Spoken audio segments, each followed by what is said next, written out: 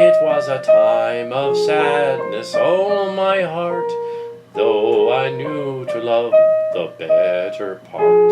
And well I thought was given to me my test of faith and love to be. It seems that if I ne'er can be sure that faith to the end I shall endure, thus long nor trust to all his might, to walk by faith and not by sight. I thought the cross that I could bear, for its weight was heavy there. If I could lay my burdens down, I should not fear to lose my crown. Evening shadows seemed quite to tell, and weary though my spirit felt, for then there came a heavenly light, as to calm my raptured sight. Angelic music filled the air, as flighted deities tussled there. Then one who bade them bow the knee, the Lord came and stood and smiled at me. Come gently to me as I tremble lay, and follow me, he said, for I'm the way. Before me crosses of every shape appeared, more magnificent than mine I feared. But then I saw once a beauty to behold, with jewels encircling it in gold. Thought I, this will be one to wear, this one would be fine to bear. And so this little cross did I take, but the cross did tremble and shake. The sparkling jewels, fair they to see, for all too heavy was their weight for me. They may not be, I cried and looked again, for comfort then to ease my pain. But one by one I passed them by, till a lovely one that caught my eye.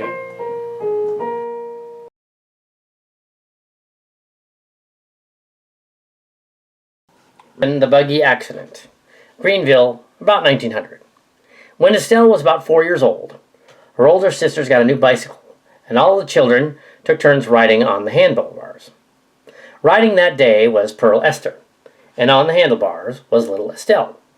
As she turned the corner on the street, a passenger buggy happened to be headed toward them. The buggy was going to Turk Lake to pick up passengers. The driver couldn't avoid the bicycle, and they collided, and Estelle was thrown off and run over. The bicycle was twisted into a useless mass, and Pearl Esther was thrown backward into the dirt. Estelle, however, was thrown right under the wheel of the bus.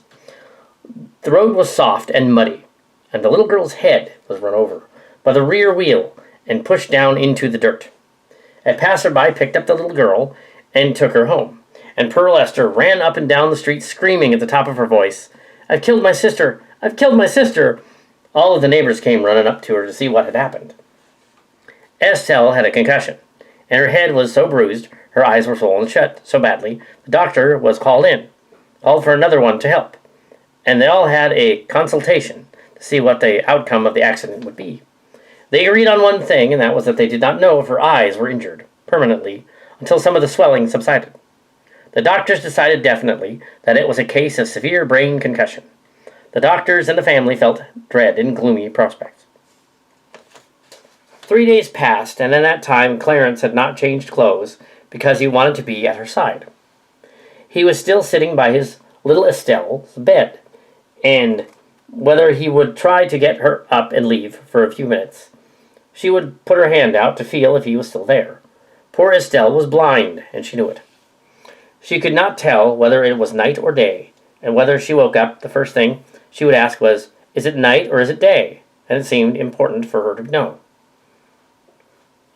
Is it night or is it day? And it seemed important for her to know. She wondered why her father seemed to be crying when he answered her. She asked him, "Papa, why are you crying? I'm going to be all right, but I can't see you. I can't see anything, not even the light. It's so dark all the time, but it isn't going to be dark all the time, is it, Papa?" Estelle could not know whether father's heart was sinking within him, and he would answer, "No, pet, it isn't going to be dark all the time. No, it isn't." Then he would feel better because he knew some of his heart in his Estelle was going to be able to see. It made him feel so much better to say it. Clarence would hold up a shiny object in the light. "Tell me what this is that I'm holding, Estelle. If you can tell what it is, you can have it to keep." Each day it was the same. Estelle would try to open her eyes, and sometimes she could, a little. Each time it was the same answer. I can't see what it is, Papa. I can't see anything at all, not even the light. Clarence would hold up a shiny object in the light and say, "Tell me what this is that I'm holding, Estelle. If you can tell me what it is, you can have it to keep." Each day it was the same. Estelle would try to open her eyes, and sometimes she could, a little. Each time it was the same answer. "I can't see what it is, Papa. I can't see anything at all, not even in the light." This went on for many days, and finally one day, Estelle had the shiny article in the light. And he said, "Now see if you can tell, Papa, what it is that I'm holding in my hand." Estelle knew her father was desperately waiting for her to answer, and she did want to please him. She tried very hard to open her eyes, and when she did so, they would hurt. She wondered why they hurt so much. She tried again, and finally she could peek out a little bit, so she tried harder and harder. She strained herself until she could just see a little bit. Then she looked very hard indeed, and at last, happily to her father, she said, "I know what it is. I know what you're holding, Papa. It looks like something shiny. It looks like a piece of money, Papa. I think it is a big piece of money, Papa. It looks like it might be a big, big dollar. I can't hardly see it, but it looks maybe it's a dollar."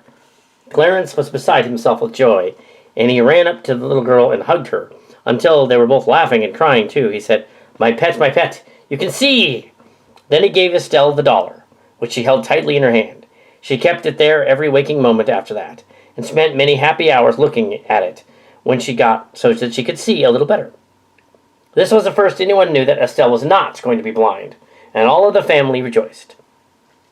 They all came to see her one at a time, and she rejoiced with them and said to them, "I shall never forget the horror of my not being able to see right from the day, and I shall be all the rest of my life to be happy to God because he made it so that I could see."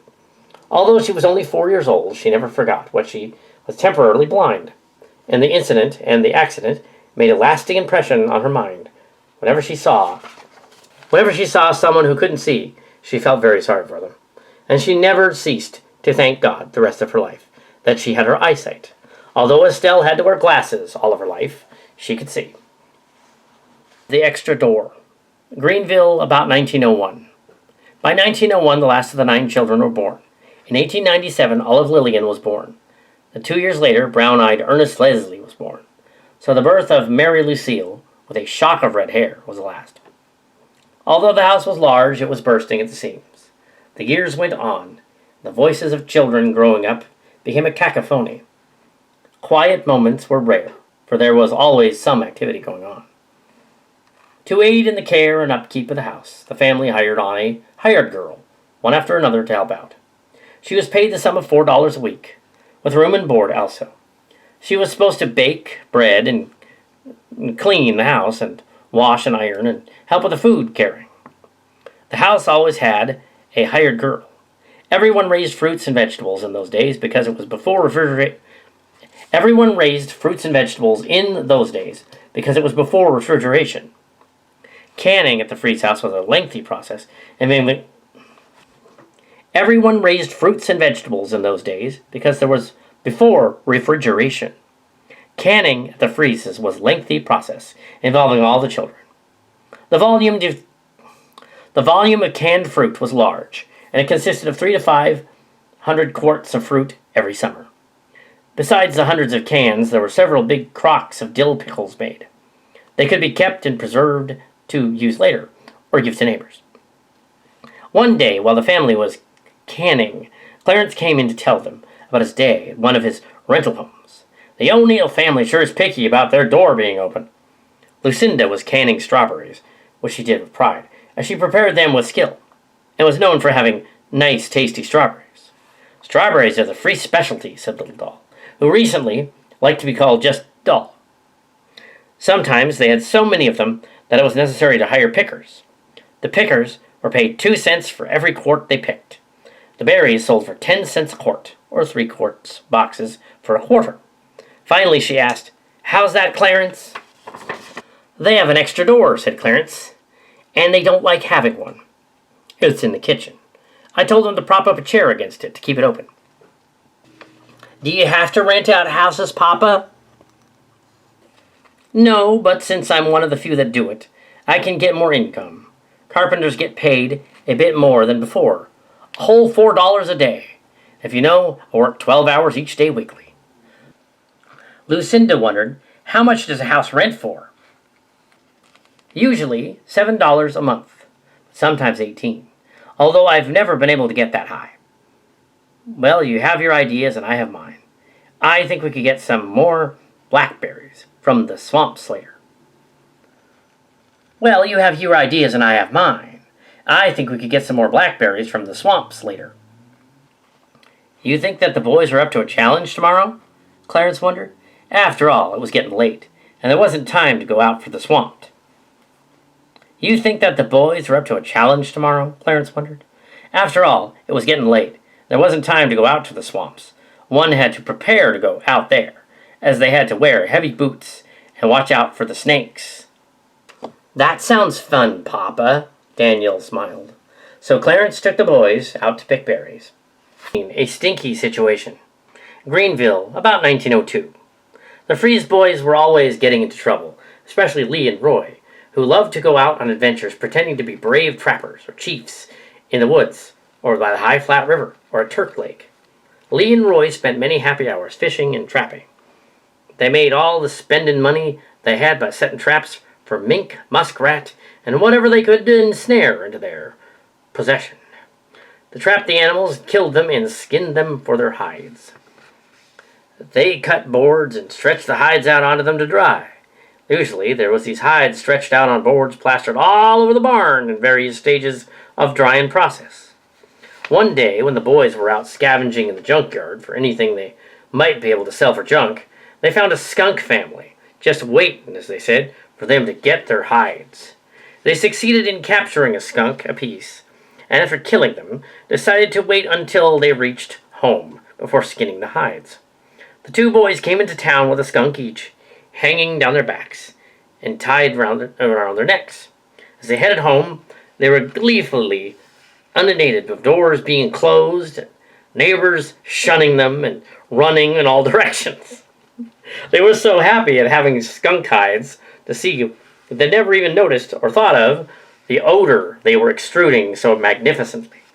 As soon as they reached their backyard, and before they had a chance to relieve themselves of their expensive loot, the other children playing in the yard ran screaming into the house, yelling for their mother. Mother came out onto the porch, and she did so.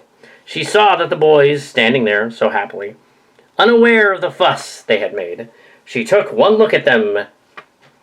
Mother came out on the porch, and as she did so, she saw the boys standing there, so happily unaware of all the fuss they had made, and took one look at them. Now you boys stay right there where you are. Don't you dare move another step. She rushed into the house, and when she came out, she had 2 sets of clothes, 2 towels, and 2 bars of soap. You go right down to the river right now, and you bury your clothes in a deep hole, and you take a bath, and don't you dare come back until every bit of that skunk odor's off you. The river was only a distance of 2 blocks, so the boys went down there and cleaned themselves up and buried their clothes. In spite of the fact that they had a complete change of clothes, their mother thought she could still smell them a week later. The following morning, just after the skunk incident, the family was up bright and early, but Lee and Roy were up first. They were consumed with thoughts of the skunks waiting to be skinned and stretched on the boards to dry. The following morning, just after the skunk incident, the family was up bright and early, and Lee and Roy were up first. They were consumed with thoughts of the skunks waiting to be skinned and stretched on boards to dry. They thought of lots of change jingling in their pockets from the sale of the hides, giving them an exuberance they thought they'd never experience again. Later in life, they figured even if they had wallets full of folding paper money, it wasn't anything like the ecstasy they found in anticipation of that skunk money. Lucinda seemed to the boys to be unconcerned about how soon the children went out to play, much to the dismay of the boys. Finally, she insisted they must eat their breakfast. Then she checked, as was custom, if they washed their hands and faces and combed their hair before being allowed to come to the table. This made the boys even more dismayed. They couldn't see any sense in such fussiness. This made the boys even more dismayed. They couldn't see any sense in such fussiness, because as impatient little boys, they wanted to go out immediately upon waking. Lucinda didn't tolerate this and demanded they eat properly and do their morning duties before going out. The boys wanted to gobble their food and be savages whenever they could get away with it, which was rare. After all, being mannerly at the table was compulsory, and so this involved someone saying the blessing, and the children acting proper no matter what even if they didn't want to do it. That morning, Lee and Roy exchanged knowing glances as quickly as it could be, and accompanied devoured a huge bowl of oatmeal, and promptly asked to be excused. Then they dashed outside just like two natives. Well, that's what they imagined they were, anyway. They weren't trying to be offensive, but were, and since there were no Native Americans anywhere around anymore, it was like they were just playing cowboys and Indians, anyway. Lee was the oldest, at 11, and asked his brother, "I'm Big Chief Giveaway. What are you?" "Well, I'm Chief Washerface, and I bet I can beat you to the barn." He was about 7. Chief Giveaway and Washerface proved at last how fast they could run by reaching the barn and nothing flat. Then the two chiefs started to open up the big burlap bag they had carefully concealed under the barn. They dragged it out, and they were overjoyed to find that the two beautiful skunks were very dead.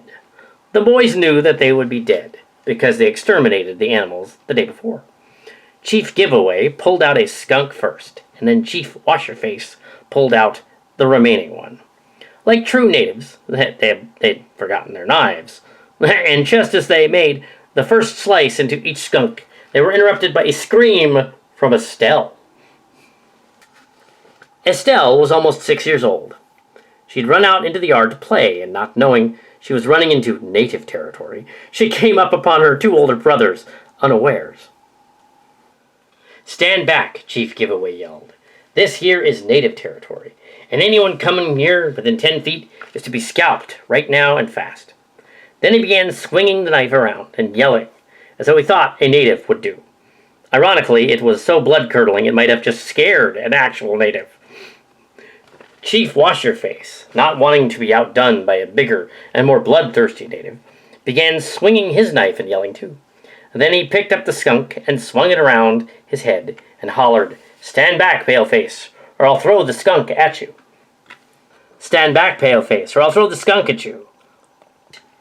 Estelle not only stood back, but she ran as fast as her almost 6-year-old leg could carry her, and hid around the corner of the house. She peeked out to see what the boys were doing, and was surprised to see that they had put the skunks back down, and they weren't talking aloud. They were just whispering together. A few minutes later, the boys both called to Estelle at the same time. "Come on over, Estelle, and we'll let you have some cents." Estelle knew what pennies were, but she had never owned one. Estelle knew what pennies were, but she'd never owned any, or she cautiously made her way over to the house to the barn. Lee said, "Now I'll tell you what you do, Estelle. You lean way over and smell of a skunk, and you'll get a cent." "I will?" Estelle asked. "Are you sure?"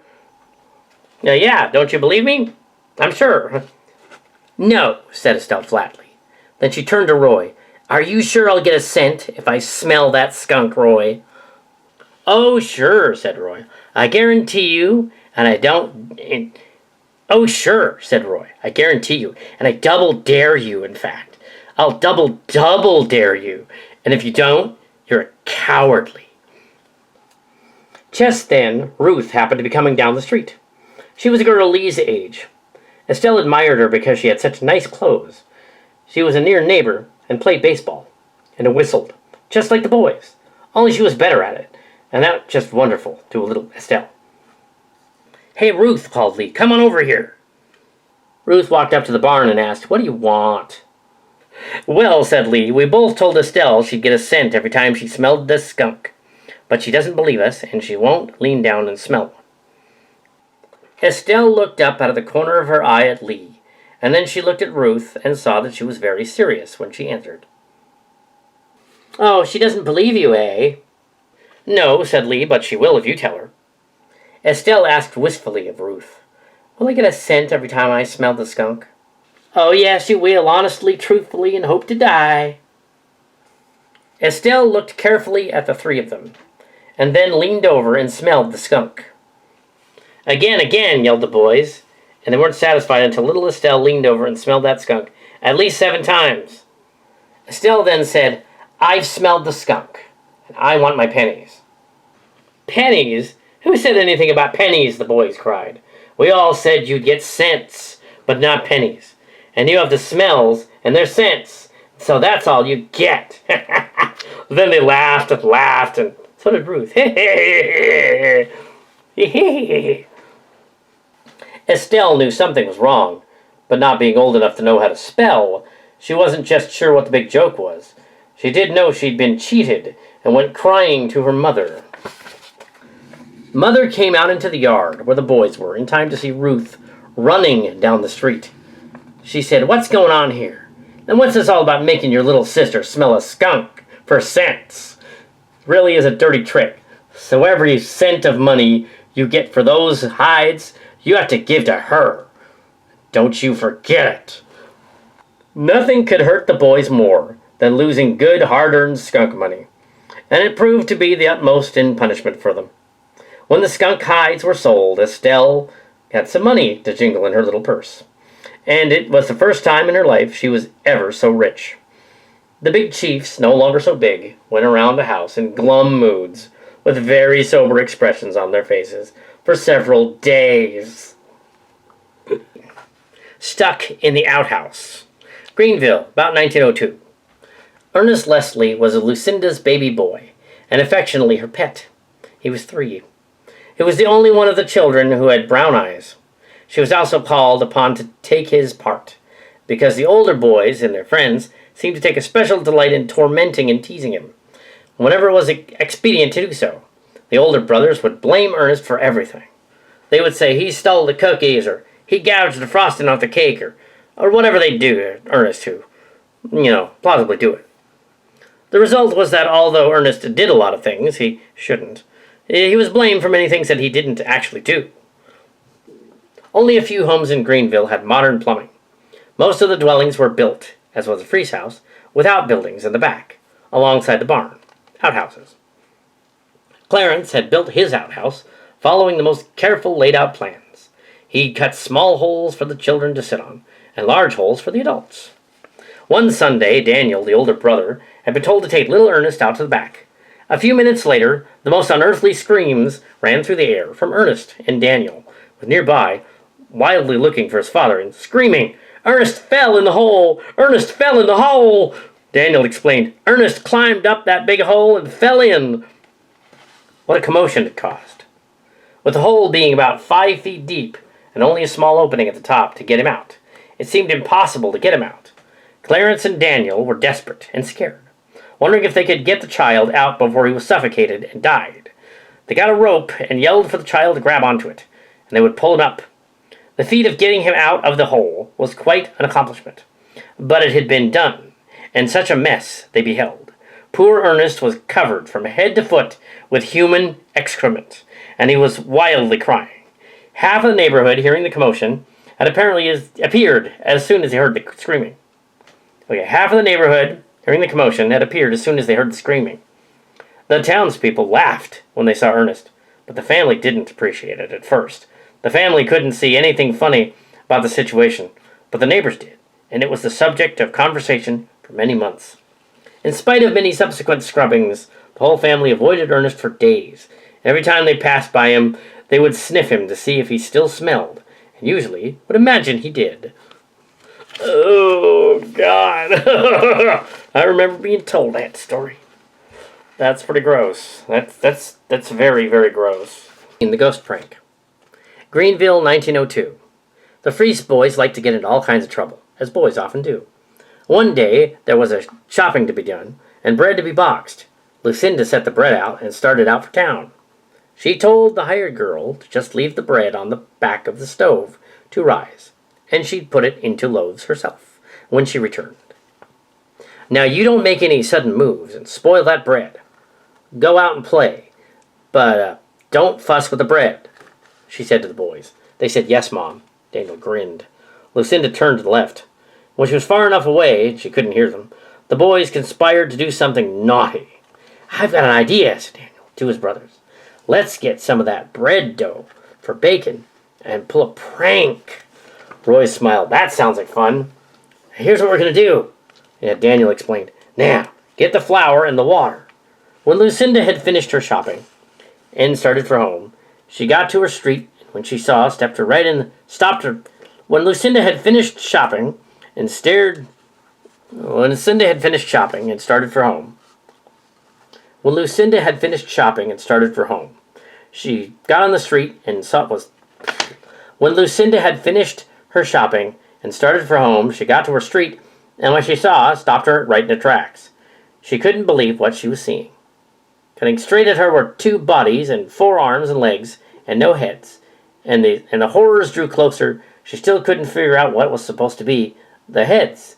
Then the 2 white blobs of amorphous body mass approached her, but she could still not believe her eyes. 2 of the boys had taken all of the bread dough and smeared it all over their heads and bodies. They made slits out of the dough for the eyes, and they were having great fun smearing everything up and down the street out of their wits. Oh, scary. They had made slits out of the dough for their eyes, and they were having great fun scaring everyone up and down the street out of their wits. The boys laughed for a few minutes until they noticed Lucinda wasn't laughing. Now look what you did. I have to get new dough. If you ever give me fright like that again, I'll swat you and ground you for a month. Sorry, Danielle felt guilty. But not very guilty. Roy was a little more sorry. Lucinda's lecture convinced the boys not to do it again. Infantile paralysis. Greenville, about 1902 again. One of the children got infantile paralysis, as this was what happened to her. One afternoon in the summer of 1902, the 2.5-year-old baby, Mary Lucille, who was the 9th, was running a high fever and acting strangely. Oddly, it was the current hired girl, Bessie, who first noticed the baby was sick. Mary Lucille was usually listless and had finally collapsed altogether. Mother was weak from stress, recovering from an illness.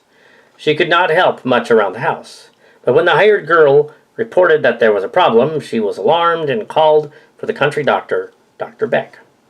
Dr. Beck was an outspoken man who often liked to curse under his breath. But he was a fine doctor, and the only one for miles. He looked over the child, and his diagnosis sent Lucinda into hysterics and upset the whole household because it was the most dreaded to the family. Infantile paralysis. This baby has infantile paralysis. Her arms and legs are paralyzed. Great doctor. He gave the baby some more tests and said, her tongue is paralyzed too. She'll need the utmost of care to pull through, but I'll do my best. I'm sure eventually she'll be all right. Lucinda was so much more skeptical than Dr. Beck, so he promptly had 2 patients on his hands, and he had to administer a hypodermic to the mother to calm her down before he left. The baby, Mary, did recover from the illness with no outward evidence of that terrible disease. She had learned to talk all over again and to walk again, and it took so many months to learn all over again that she had learned before. Eventually, she talked with no impediment, and her arms and legs gradually became stronger. Eventually, she was back to normal. During the time she was recovering, the children were jealous of all the attention she was getting, but they got over it. On long summer nights, the children wanted to stay up late, but they were not allowed to do so. The smaller children were displeased that they couldn't stay up late, while the other older children figured out that it was possible to pretend to go to bed and stay up late anyways. Sometimes all of the children had to go to bed early, because one of the small children was sick. Such is what happened to this younger one during summer. In fact, one of the older girls, Pearl Esther, formed a dark plot, which they each in turn agreed to. They vowed that when they grew up and got married, they would never have any babies. Pearl Esther said, if it weren't for the baby being sick, we could stay up. She thought it was a shame they were so abused in this manner. All the children, the boys and the girls, solemnly swore they would never have any babies. This pact didn't last long, as later when they married, they had children. So the children weathered the nights of going to bed early in various ways. Eventually, the younger children would grow older, and then be allowed to stay up later and longer with the older ones. The oldest boy, Daniel, would put a sheet over his head and rattle the dog's chains, wave his arms, walk around the bedside slowly. He would say in a spooky voice, I'm the ghost of Christmas past, then wave his arms more and rattle the chains. He would say in what he considered his spookiest voice, I am the ghost of Christmas present. Then he would make weird noises and try to be as gruesome a ghost as possible. When he was sure that the smaller children were really scared, crying as they hid under the covers, then he decided it was too much for them and would pull down the covers and say, "Look, see, it's just me, Daniel." He managed to calm them down, let their complaints were heard downstairs, and we would have been in trouble. He also had felt sorry for them a little when he got carried away. When Daniel wasn't being a ghost, he'd tell ghost stories. And then when they would tell spooky stories to see what they could get each other to... Okay. When Daniel wasn't being a ghost, he would tell ghost stories. And they would all tell spooky stories to see whether they could get each other as scared as possible. They often did scare each other silly. And another evening, the boys decided that it would be a great idea to have a pillow fight. It was with great alacrity that the rest of the children agreed with them. Such pillows were flying in all directions. And it all happened that one of the pillows could not withstand such rough and vigorous treatment, so soon a small hole in it soon became a large one. Finally, all of the feathers from it were flying in all directions. It wasn't long before there was nothing left but the empty sack.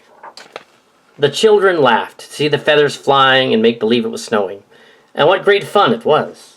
The next morning the fun was over because they had to sweep up, brush up, and pick up every feather in sight, and also those not in sight, that Father implicated, and there wasn't a feather to be found anywhere. Then he told them that they should be ashamed to do such a thing when the baby was so sick, and tried to make them understand somebody lived in the house beside them. When he was finished lecturing them, they were indeed ashamed. The next evening, Daniel walked up and down, talking out loud and acting out different parts, that he might be somehow from Hamlet, and the others protested for monopolizing the evening in that manner. Hamlet. They're reading Shakespeare. Well, they're very learned. Oh, excellent. The next evening,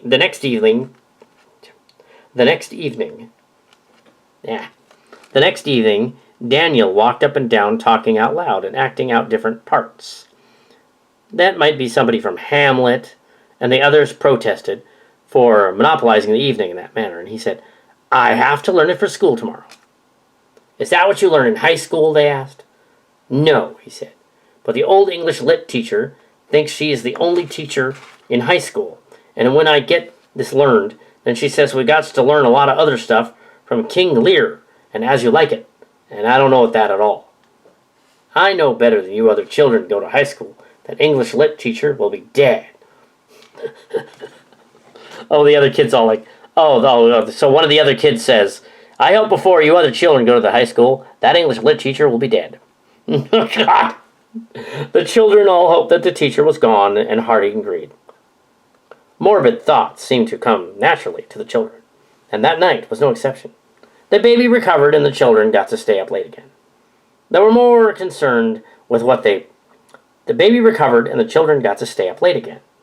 They were more concerned with what they wanted to do than with their baby sister, and since they were children, it was all right. The bicycle. Greenville, 1903. Greenville, 1903. When Roy Bartel-Fries was 9 years old, his father swapped a watch for a bicycle, and the boys were told they could go for a ride as much as they liked. Knowing that the children had other harrowing bicycle experiences didn't seem to discourage him from getting another one for the children. One of the wealthiest fathers in town had just bought a horseless carriage, or an automobile. The townsfolk called such things newfangled, meaning expensive and new. Scarce indeed were they as a little town, as few had the wherewithal to pay for one. They were a new novelty, in more ways than one. The wealthy man taught his young son, a boy of 15, how to drive the car. One day, when the boy was alone, he got the car out to drive it.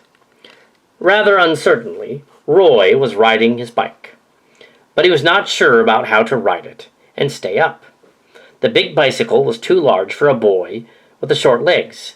He had to wait until the pedals came up high enough for him to reach them, before he could get a foot on each pedal. Oh, God, no. Trying not to miss the pedals and to steer the bike, it's one of those old-fangled, giant wheel bikes, yeah. Yep. Trying not to miss the pedals and to steer the big bike, almost unmanageable vehicle, resulted in many spills and skinned knees. Just as Roy was making pretty good progress on the bike, he saw a car veering around the corner toward him. He couldn't control the bicycle, and the car driver couldn't control the car, and both crashed into one another. The boy driving the car stopped, frightened at what had happened, and Roy was also frightened.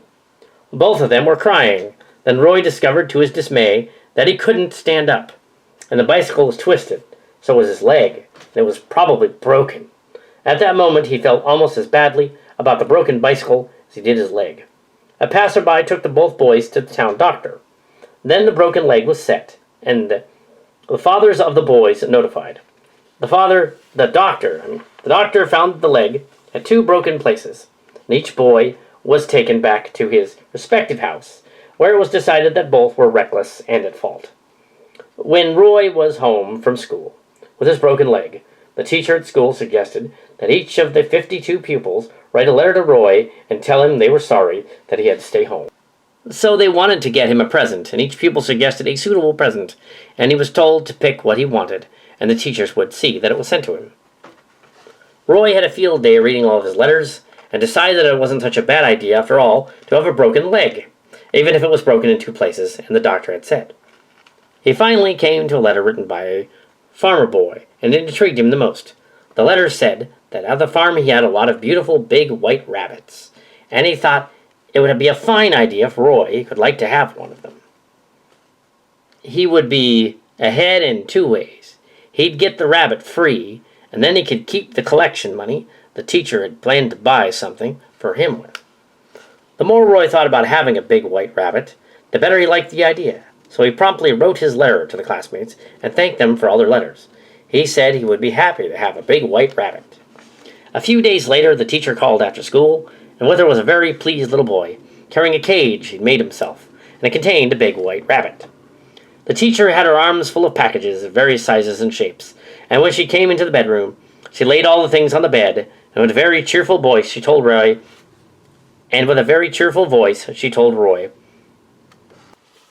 the teacher had her arms full of packages, and various sizes and shapes, and when she came into the bedroom, she laid all the things on the bed, and then in a very cheerful voice she told Roy he could wait and open his packages after they left, if he wanted to. Then she said, "Look what Jimmy has brought you," and with that shining eyes both beheld the rabbit. They thought he was a beauty, and they said that they had never seen a rabbit so white. Jimmy got the rabbit out of the cage and put it on the big bed. Then it began hopping all over the pillows and onto Roy. Finally, Roy got to hold it, but the rabbit didn't appreciate any affection and wiggled away. When he got away, the rabbit seemed to defy anyone trying to catch him. He was finally caught by Jimmy, put back in the cage, and placed in a chair right by Roy's bed so that he could see him without any trouble. Lucinda served little cakes and fresh milk to Roy's guests, and looked doubtfully at the rabbit. She was obviously not so pleased as the boys about the whole thing. Then, later in the middle of the night, the rabbit somehow got free of his cage. He must have had such a good time. With the morning, evidence of his presence was everywhere. He had tipped over and broken everything in the 4 rooms that he got into. The house had 4 big rooms the rabbit was inclined to hop around in, and he had not missed any opportunity. What havoc he had wrought. When the family got up the next morning, the whole house looked as though a wild animal had been running rampant, as indeed was about the size of it. Lucinda was not the only one who consigned the rabbit to any region outside the immediate vicinity, as all the family agreed with her, except Roy, that a house was no place for that kind of pet. That evening, anyone who wanted to speak to Clarence had to go to his workshop, for he was diligently engaged in making an escape-proof rabbit cage. The Sickening. Greenville, about 1903. One time, the children all got the measles, thanks to an act of curiosity. 3 of the children all came down with the measles at the same time, despite the utmost precautions Clarence and Lucinda had taken to prevent the other 6 from catching it. Dr. Beck had been called to examine them, and he said, "Yes, it is the measles." A big placard was immediately put on the outside of the house, which was made of such a bright red as to be seen a block away. It read, "Measles," and underneath that, it said ominous-looking words, "Keep out." So the family was quarantined, and the 3 sick children were isolated in the front part of the house.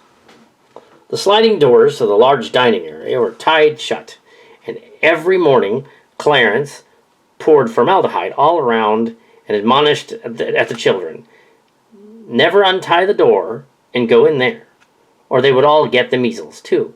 So every day, the well children eyed the door with longing and wondered what was taking place behind. They saw trays of food go into the forbidden room from a wide door, which was kept locked. The food enticed them. They always looked at the trays longingly and realized they contained better food than they were getting. They called back and forth, and the sick children said they weren't very sick. And everyone, once in a while, they called back and forth, and the sick children said they weren't very sick. And everyone, once in a while, they would even be laughing. And finally, it was too much of a temptation for the rest of the children that weren't sick. And one morning, they waited until they were alone, playing in the dining room. And then the older ones looked at each other, and then they all looked at Ernest. So it was elected to start untying the knots that they found he did so with a sew. And then the older ones looked at each other, and then they all looked at Ernest. So he was elected to start untying the knots that they found that had been done so diligently with alacrity. He was very willing, but found he was unable to loosen them. Father tied them good. He strained much as he tried, but was no use, and a very capable job of not. He was very willing, but found he was unable to loosen them. Father tied them good. He strained much as he tried, but it was no use. The very capable job of not tying had been done. So they all tried and swore each other to secrecy, as they all felt very naughty. It was decided that if they were caught, they would blame it on Ernest, since he was used to such tactics. It never occurred to him to object. Success at last, and they were very surprised when they eagerly rushed into the room. It was dark, and they could hardly distinguish three boys propped up on pillows, and they were squirming and trying to read the current funny papers. Happy Hooligan and Buster Brown and Alphonse and Gapson were their favorites. Well, Alphonse and Gaston. Happy Hooligan, Buster Brown, and Alphonse and Gaston were their favorites. The two windows in the room might as well have not been there, for the shades were drawn clear to the bottom, and not a ray of light could shine through. The children in the bed were a sight indeed, and were so spotted with red dots that the healthy children were quite taken aback, and suddenly they were scared.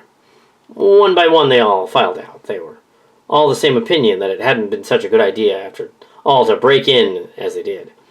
They hoped all the more that they would not be found out, and again swore themselves to secrecy. It wasn't long after them, 5 more children caught the measles, and they were all sick in the same room at the same time. The other children, who had originally planned the escapade, were not very sick, but little Ernest was, and he was so that bad that Dr. Beck feared for his life for 2 days. Finally, though, everyone recovered. Near drowning incident. Greenville, about 1903. Ernest seemed to get into a lot of trouble, especially with his big brothers around. The long hot days of summer were a paradise to the children because when school was out, life was spent almost completely out in the sun. They went usually to the flat river 2 blocks away, or one of the many lakes that dotted the vicinity. In the summer of 1903, they had a choice of nearly a dozen beautiful lakes, and the boys especially liked to fish or just drift along on a low rowboat. They could sit in it and dream away the hours, depending on their moods at the moment. One beautiful and very hot summer day, Lee and Roy decided to take little Ernest along with them by the river to play.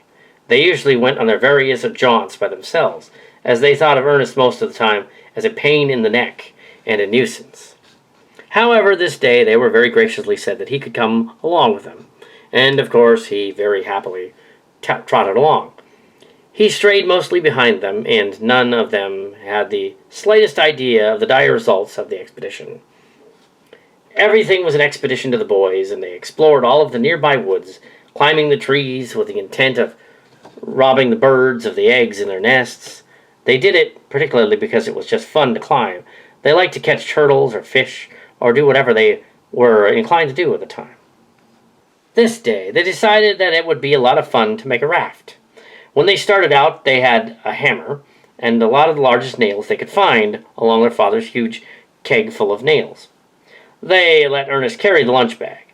They didn't trust each other to carry it, as it had been done with disastrous results previously, when cookies and bananas had mysteriously disappeared, despite the boys protesting to each other of innocence. Lee handed the bag to Ernest with these sweet words, "Here, Ernest, you can carry the lunch bag, and I'll break every bone in your body if you ever dare to open it, let alone take anything out." "Me too," said Roy.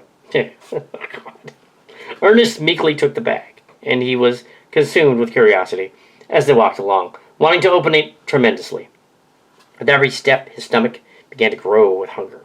The boys were always hungry. The three boys trudged along barefoot on the dusty dirt path. On the way, they liked the feel of the hot, dirty sand on their feet. It was wonderful to be so hot and dirty, young, and carefree.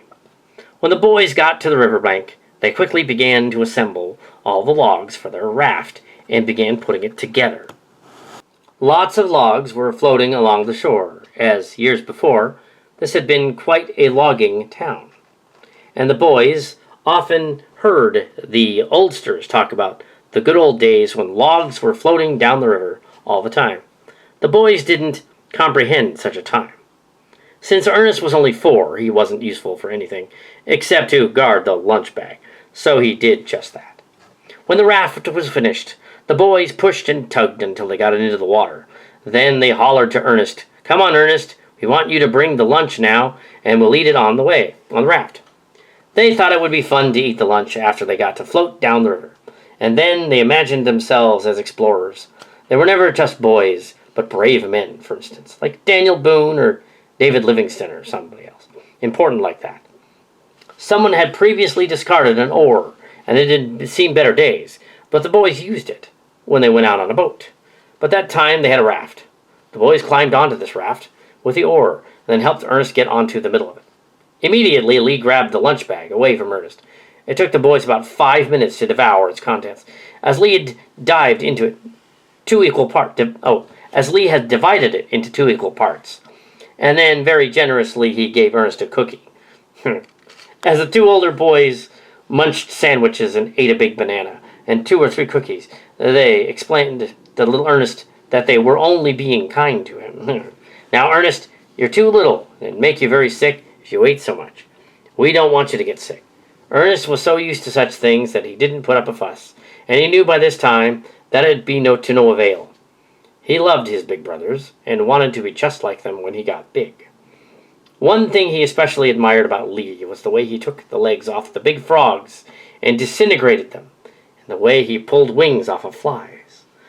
He liked the way that the time Daniel cut the back off a snapping turtle after first beating its brains out with a big stone. Oh, God. Little terrors. By the time they finished eating, the boys decided it was time to just sit on the raft, so they all stood up on it.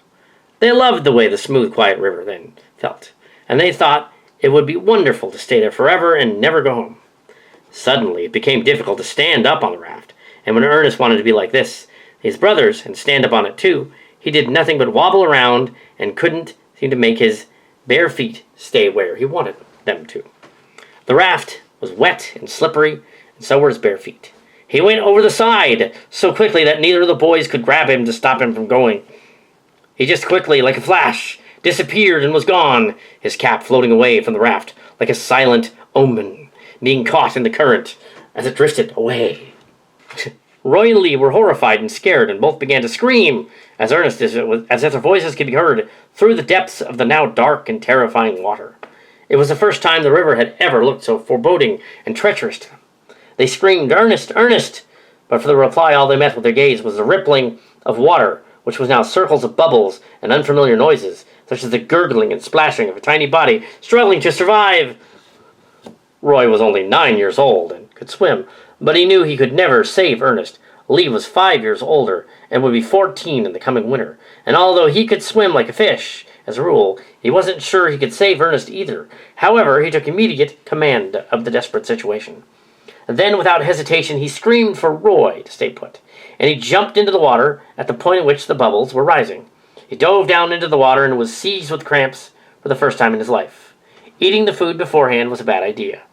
He could see Ernest, but couldn't quite reach him.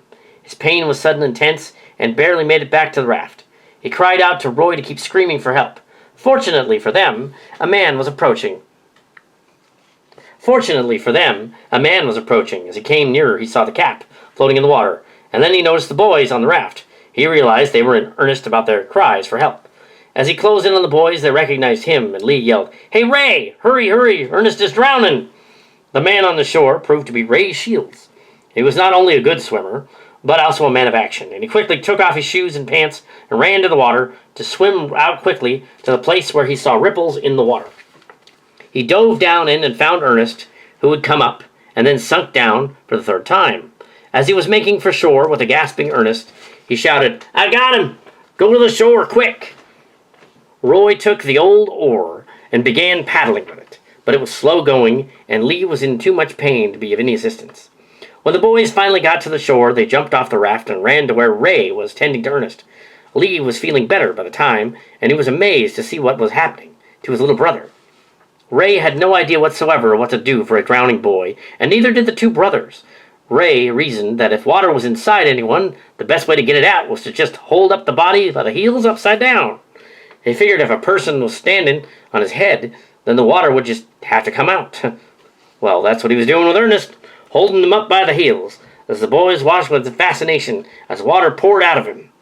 They claimed afterward that it even came out of his ears. Then Ray began to shake Ernest up and down, still holding on to him by his heels. And then the boys, Ernest would be able to get his lungs cleared and start breathing. He swung him around a few times, and then he laid him on the ground for breath. Oh, Jesus. Oh, God. And then he knew that he was at least alive, which was a big relief. Ray picked up Ernest with his arms and carried him to the nearest house. The couple living there was surprised to see two soaking wet boys and the soaking wet man with a little wide-eyed Roy behind them. They were only too willing to be of help that they could. Although it was a hot day, Ernest was shaking with cold and looked blue and green, and every color except white. He was wrapped in a blanket, and after a few minutes, Roy decided to take him to the boys' home.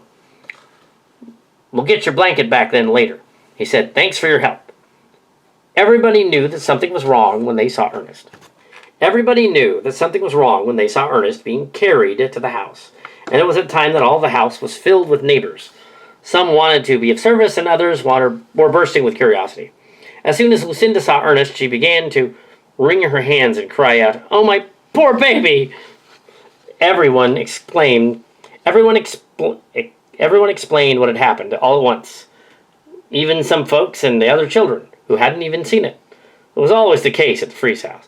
When everyone talked all at once, in the loudest of voices, they seemed to vie with each other to see which one could talk the loudest.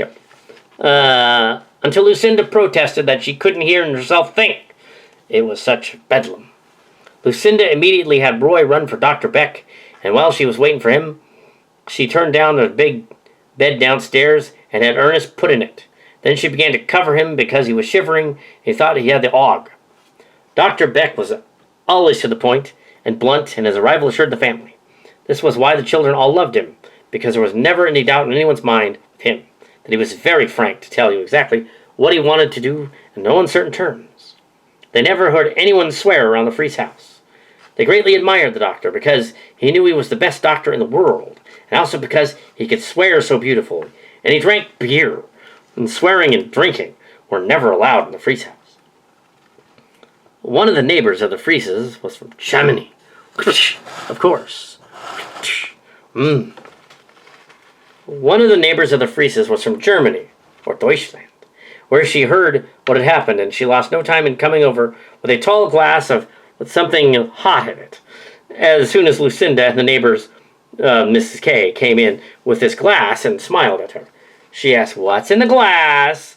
Mrs. K had put the glass of hot water in a stiff slug of whiskey and a little sugar added, and since she knew Lucinda was dead against any kind of alcohol at all, she didn't dare tell her what was in it. She looked very innocent and said with a thick accent, "Why, this is medicine, and this is my put. If you put that, give it to him, yeah." Lucinda was suspicious of the contents of the glass and said to Mrs. K, "Well, I've sent for the doctor, and I don't want you to give Ernest a thing. He'll prescribe it for him when he comes." Mrs. K didn't say anything more and set the glass down on the bed. It wasn't long before a knock was heard at the door, and Lucinda herself came to answer it, and she was expecting to see the doctor. She wanted to personally escort him to the bedside of Ernest.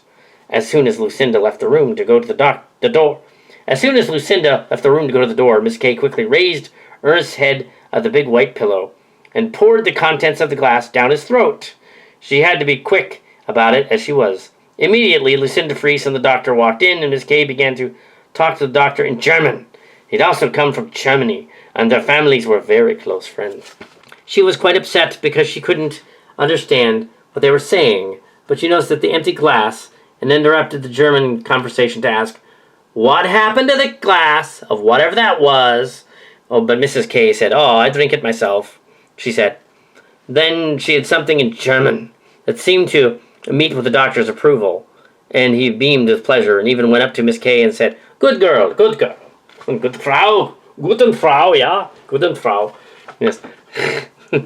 Then that's probably what she really said, yeah. Then in his characteristic fashion, the doctor, who was named Beck, began to shoo everyone out of the room. "Everybody out!" he shouted. "Everyone out!" And then he waved everyone out of the room, including Lucinda. She was extremely indigent by being excluded from the sick room. The doctor took one look at the little patient and then stuck his head out the door to swear, "God damn it! Get me a clean teaspoon and bring me a clean glass. And what the hell is everyone doing just standing around?"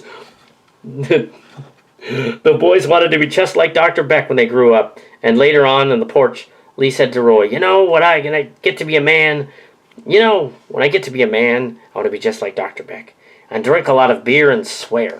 Then he asked, "Don't you?" Roy was already serious for his age, and he replied to Lee, "Well, I don't know. The doc plays the violin really good, and I think when I get big I'd like to be like that too. But I also think I'd enjoy it more to play the violin like him than I would to drink beer or swear." "Huh," said Lee, and he walked away and turned back to say, for good measure, "Well, I'm going to drink beer, and I'm going to make sure Ma ain't around, and then I'm going to practice up my swearing."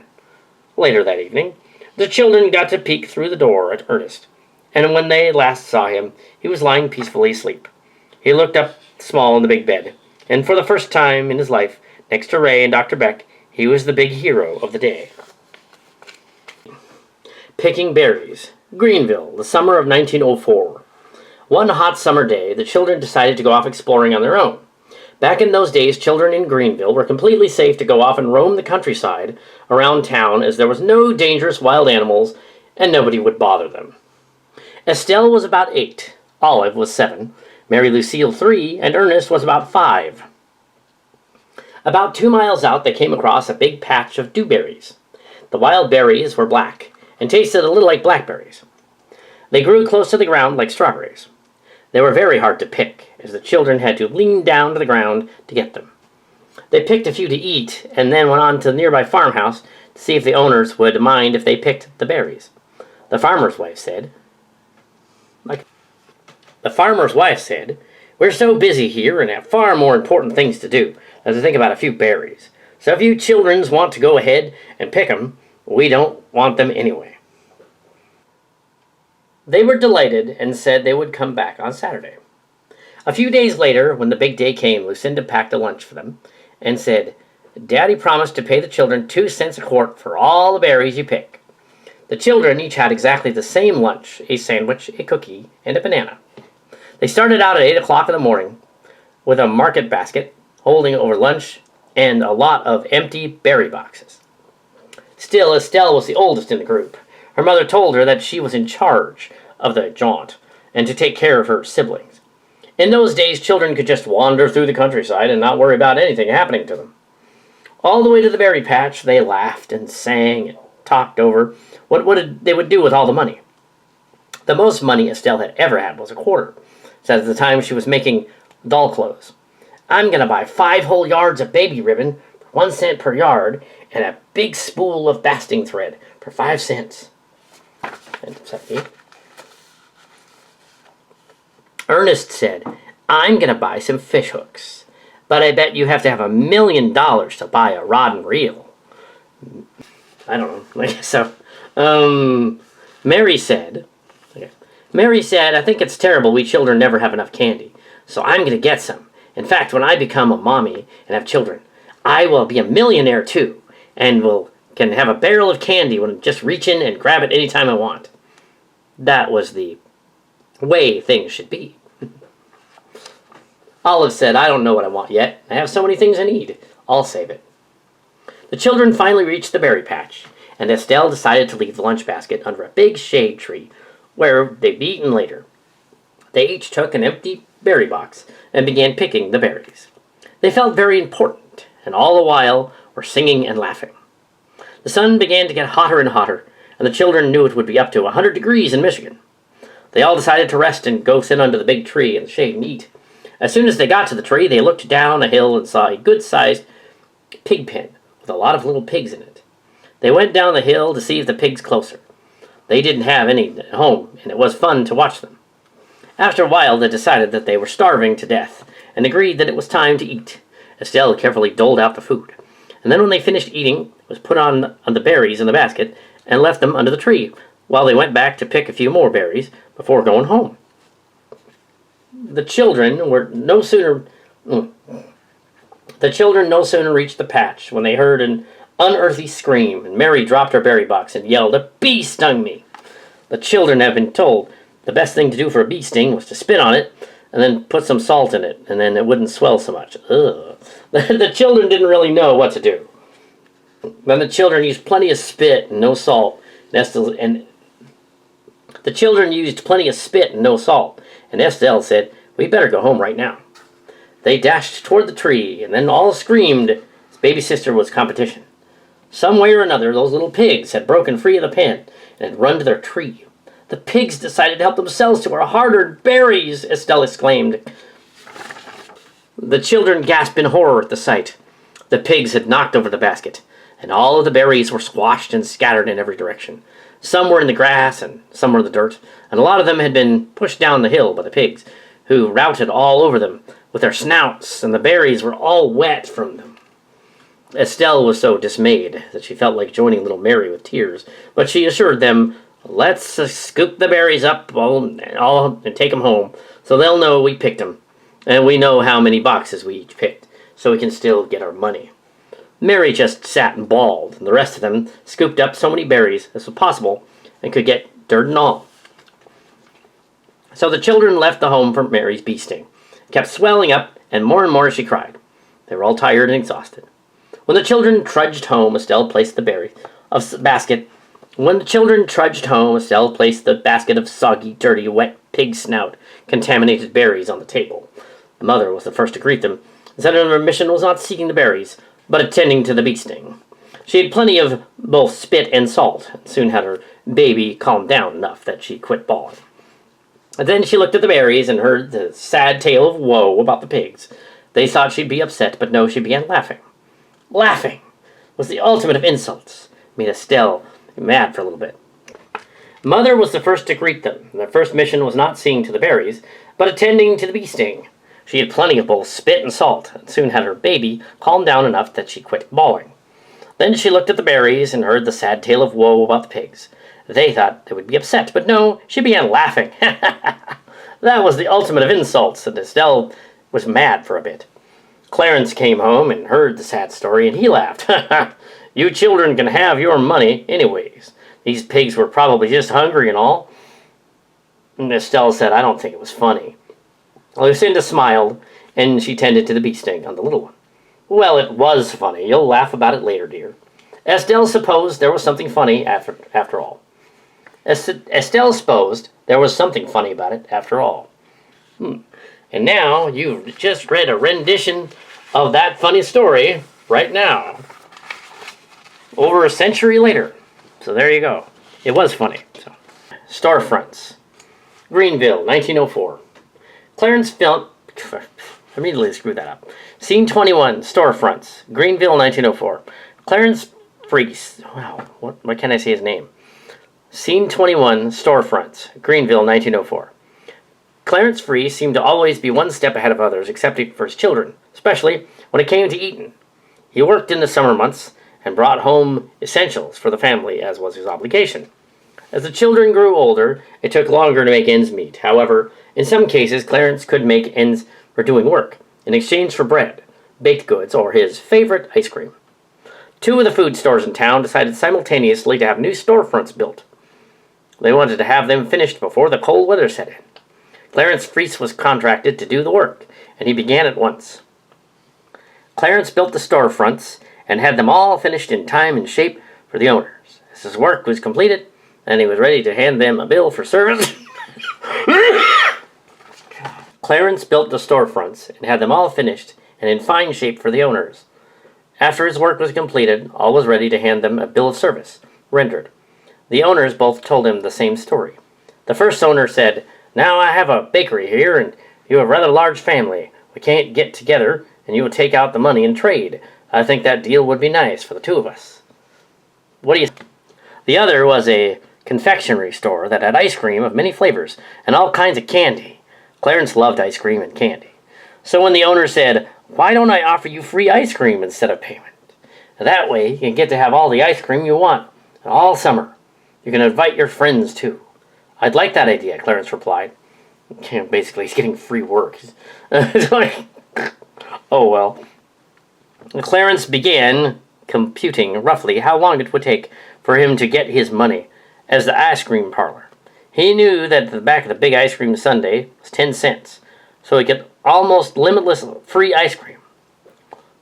Word got around that the Freese family got free ice cream or candy, which did not take long. By the following day, all of the children at school knew about the ice cream, and that they went along with a Freese boy or girl, it was free.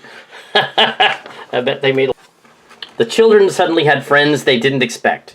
In fact, the Freese children were suddenly the most popular in town. They could just go to the store and say, "I'll have some ice cream cones and some of this or that." With new friends popping up every day, the children had a marvelous social life, although it was because of the free candy. No one child in town would say anything to upset them, and everyone was very good friends. The children shared their wealth and their newfound friends for 2 weeks. All too soon, the bonanza, as the children considered it, was just gone. No one was more surprised than Clarence when he went to the ice cream parlor to buy himself a sundae. It was the first and only day that he'd ordered for himself. The problem was that the children had consumed the entire payment in ice cream. "I would like a sundae, please." The owner took him aside and said, "The money for the free ice cream has run out, Clarence." "What, already? Your children and all their friends have been here for weeks, eating so much ice cream I had to make more." "Oh dear," Clarence replied. Then the store owner showed him a list, and it was all there in black and white.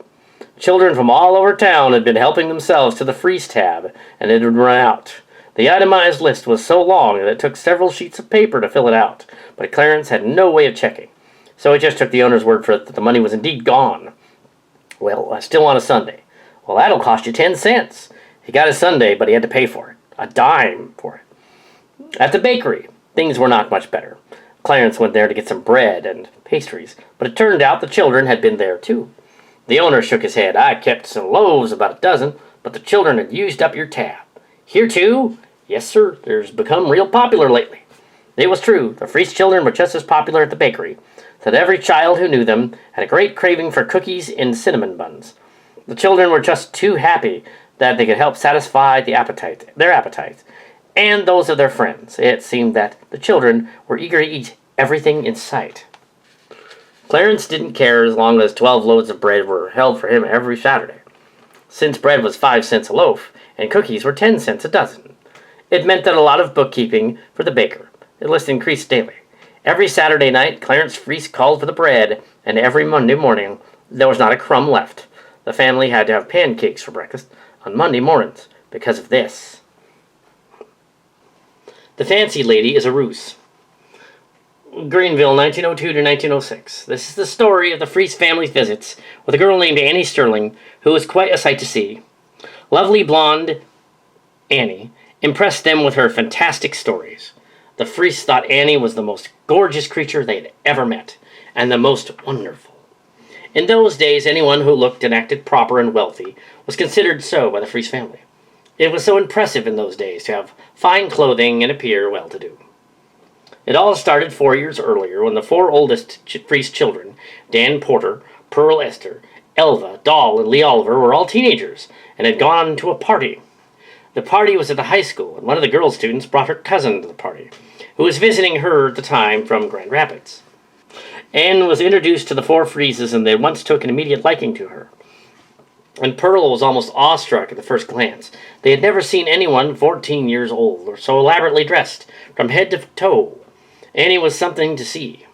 The two Freese boys' impression of Annie was the same. She was gorgeous, and while she had an extremely pleasant smile and manner, she at the same time had an elusiveness about her which made them both feel she was way beyond their reach and unattainable, like a princess of the royal blood. Annie was everything, though the Freeses were not. They knew that they would never be able to hold a candle to her, as none of them have outstanding beauty. And Annie, with a blonde curly hair, was tossed at will, and big blue eyes, which she rolled also at will. It seemed that she tossed and rolled most of the time. She was tiny and looked like a Dresden doll. Anne said to Pearl, "I am happy to have met you, and your sister, and your two brothers. Are there any more in your family?" "Oh, yes," said Pearl. She replied, "We have 9 in our family." "9," said Annie, unbelievably, and then again, "9. Why, that must be wonderful. I'm the only one in my family. I'd love to meet all of them." "Why not?" Pearl replied. "Come on over to the house before you go back home, and we'll all be glad to see you." The next day, Annie came over with her girlfriend, which was also her cousin, and as soon as the rest of the family met her, from the aged Grandpa Freese down to little Mary Lucille, who was a toddler, they all fell in love with Annie. After visiting for a while, the blow fell. Annie herself told them, "My cousin is moving away from Greenville, and I guess I won't be seeing any of you folks again." The protests were loud and long, and everyone at the same time had the same thought. Why couldn't Annie come and visit them in the summer, when the school was out? Even if she had a cousin to see, she could visit with the Freeses, and why not? Why not, indeed? Said you visit? Why not, indeed? And this is how it came about that the first thing, when school closed for the summer, the following term, the Freese finally received a letter from Annie. Specifically, it was properly to the Freese collectively, as she was in that way she had addressed it. To the Freese family of Greenville, Michigan. The mailman looked at the letter before dropping it in the Freese mailbox. He remarked to himself that it was the first time he'd ever seen a letter addressed that way. Strangely for him, he wondered what might be in it. The Freese opened the letter with enthusiasm, as they'd never waited any time at all to wonder when the letter was from. Instead, they always had it open, as though it were the only one they had ever received, and inadvertently they would look to see the significance before they read it. No, there was never any doubt in their minds as to who had been writing them.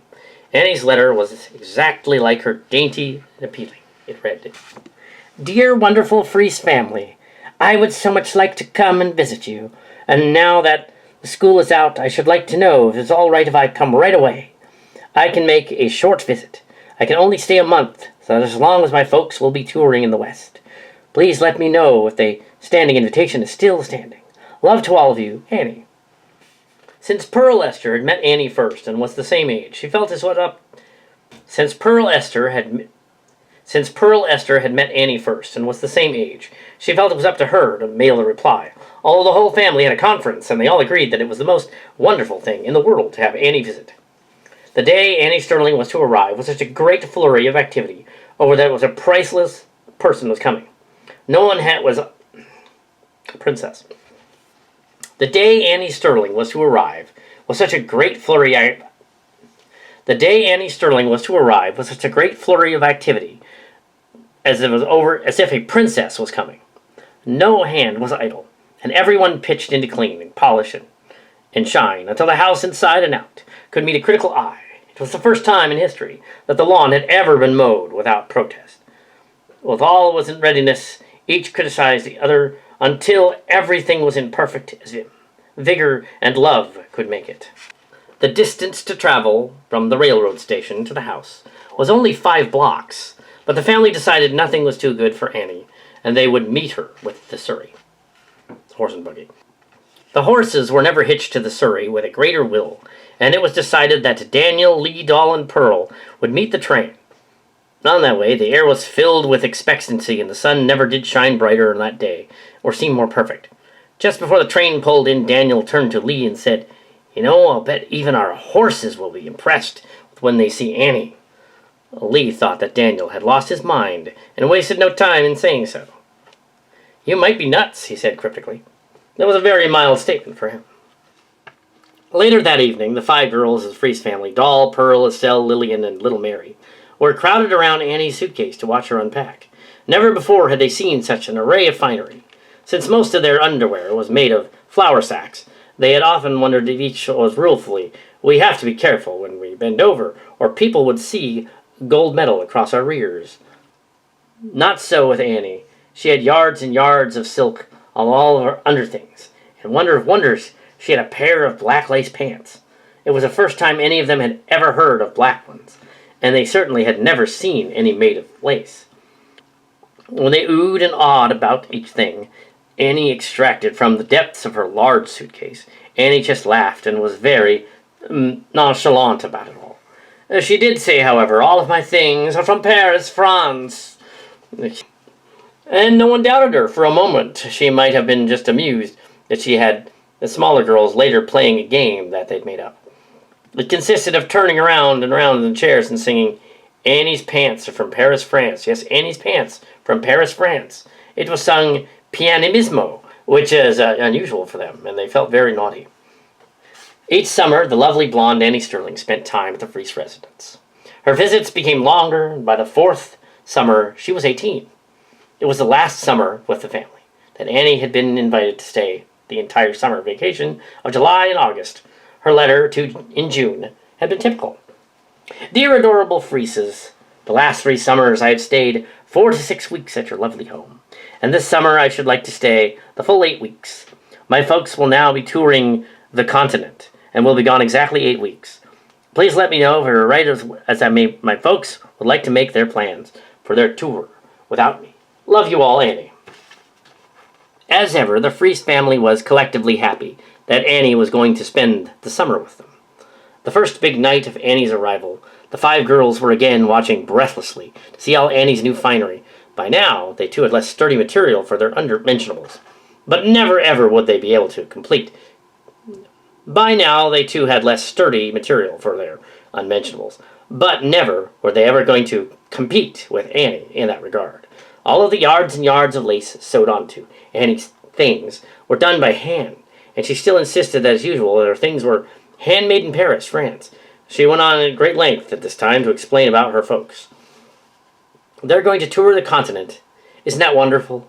Of course, they've been all over the United States." They were impressed with her story, honestly, and thought it was wonderful.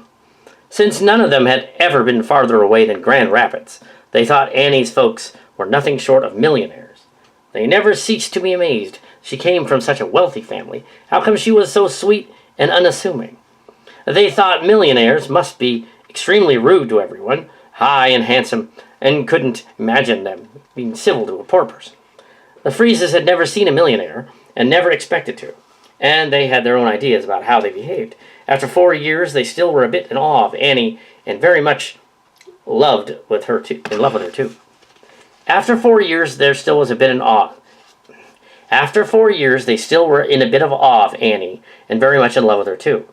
That summer, Annie Sterling seemed a bit more quiet than usual. She finally broke down the family at dinner one night. "Well, you're all here at the table. I have some news for you." News, now what? Annie thought. A million eyes were looking at her. And without any preface, Annie said, "I'm going to be married in October, and my folks will send you a formal invitation to come." No one had ever thought much about Annie's love life. She was so much like one of the family, and yet they really didn't know her at all. Whenever any of the local boys wanted to take her out on a date, when she let them know that her preference was Daniel, but she treated him exactly like a brother, and that was fine with him. Daniel always told everybody that Annie would never marry anybody unless they had $1 million, and he thought that's what a date would be likely cost, which he didn't have. He still was a little in awe of Annie, and he knew he would never have $1 million. At Annie's announcement, the whole family began talking all at once because they were all astonished. They were pleased for her and pressed her for the facts. They wanted to know everything. Who was her future husband? Was he rich? How old was he? What did he do? Annie Sterling was all questions calmly. Annie Sterling met all questions calmly and answered with her usual quiet dignity, aplomb, and highly colored imagination. She said he's 19, adorable, and naturally his parents are very wealthy. In fact, he's with his folks now in Europe. He's touring the countryside with my folks, and they will arrive in New York together October 1st. I will meet them at the dock. Annie could do no wrong, as the family saw it, so they agreed to attend the wedding without any doubts in their minds. The summer came and went, and as the colors of fall turned the town colorful in fallen leaves, and the trees became bare of leaves, and the family knew it was October. During the second week of October, the mailman delivered another letter, which was addressed to the Fries family. This time, the letter was an engraved invitation inviting them to the wedding of Annie and her husband, Timothy. This was the first time any of the family had ever received an invitation so stylish. The children were impressed. Clarence said, "You can just tell this is engraved because you can feel the letters stamped on it." Clarence said, "You can just tell this engraving because you can feel the letters stamped to it." The children looked with awe as they figured their father knew such things because he was an adult. Clarence took charge of the whole affair. He said, "Now, we don't want to know our ignorance. After all, we don't want to appear uneducated and socializing." He then explained to the family that an invitation should be answered in the same manner it was given. He completely ignored the fact that the children learned such things in high school. He went on to say that if an invitation was formal, it required a formal reply. He then sat down and prepared an acceptance. He thought his speech was so well written, after the discerning eye of his mother. The invitation was sent, and Clarence decided on who should be going. He knew that it would cost too much for the entire family to go, so he decided that he would go with Lucinda, and the children would be left with the grandparents. So the grandmother's still alive? I guess his parents. Yeah. Okay. Yeah. One of his is yeah. So they're gonna be Clarence and Lucinda. Okay, I'm gonna have to clarify something in here. Oh, script. Clarence wished that his late mother could see him write the letter to Annie. The following evening, Clarence and Lucinda looked over the wedding finery in the catalog of Mr. Sears and Mr. Roebuck. Clarence decided that he would send for a fancy outfit, as his one would have made him look like a judge or a minister, and it amused him. He ordered a new silk hat, a swallow-tailed coat, and striped pants. The family all agreed that he ought to look good enough to go to the wedding of a millionaire's daughter in that getup. Lucinda decided to order a rich-looking taffeta that should be able to stand up on its own. She picked out a lovely plumed hat that would have done credit to Lillian Russell, who was a famous person back then.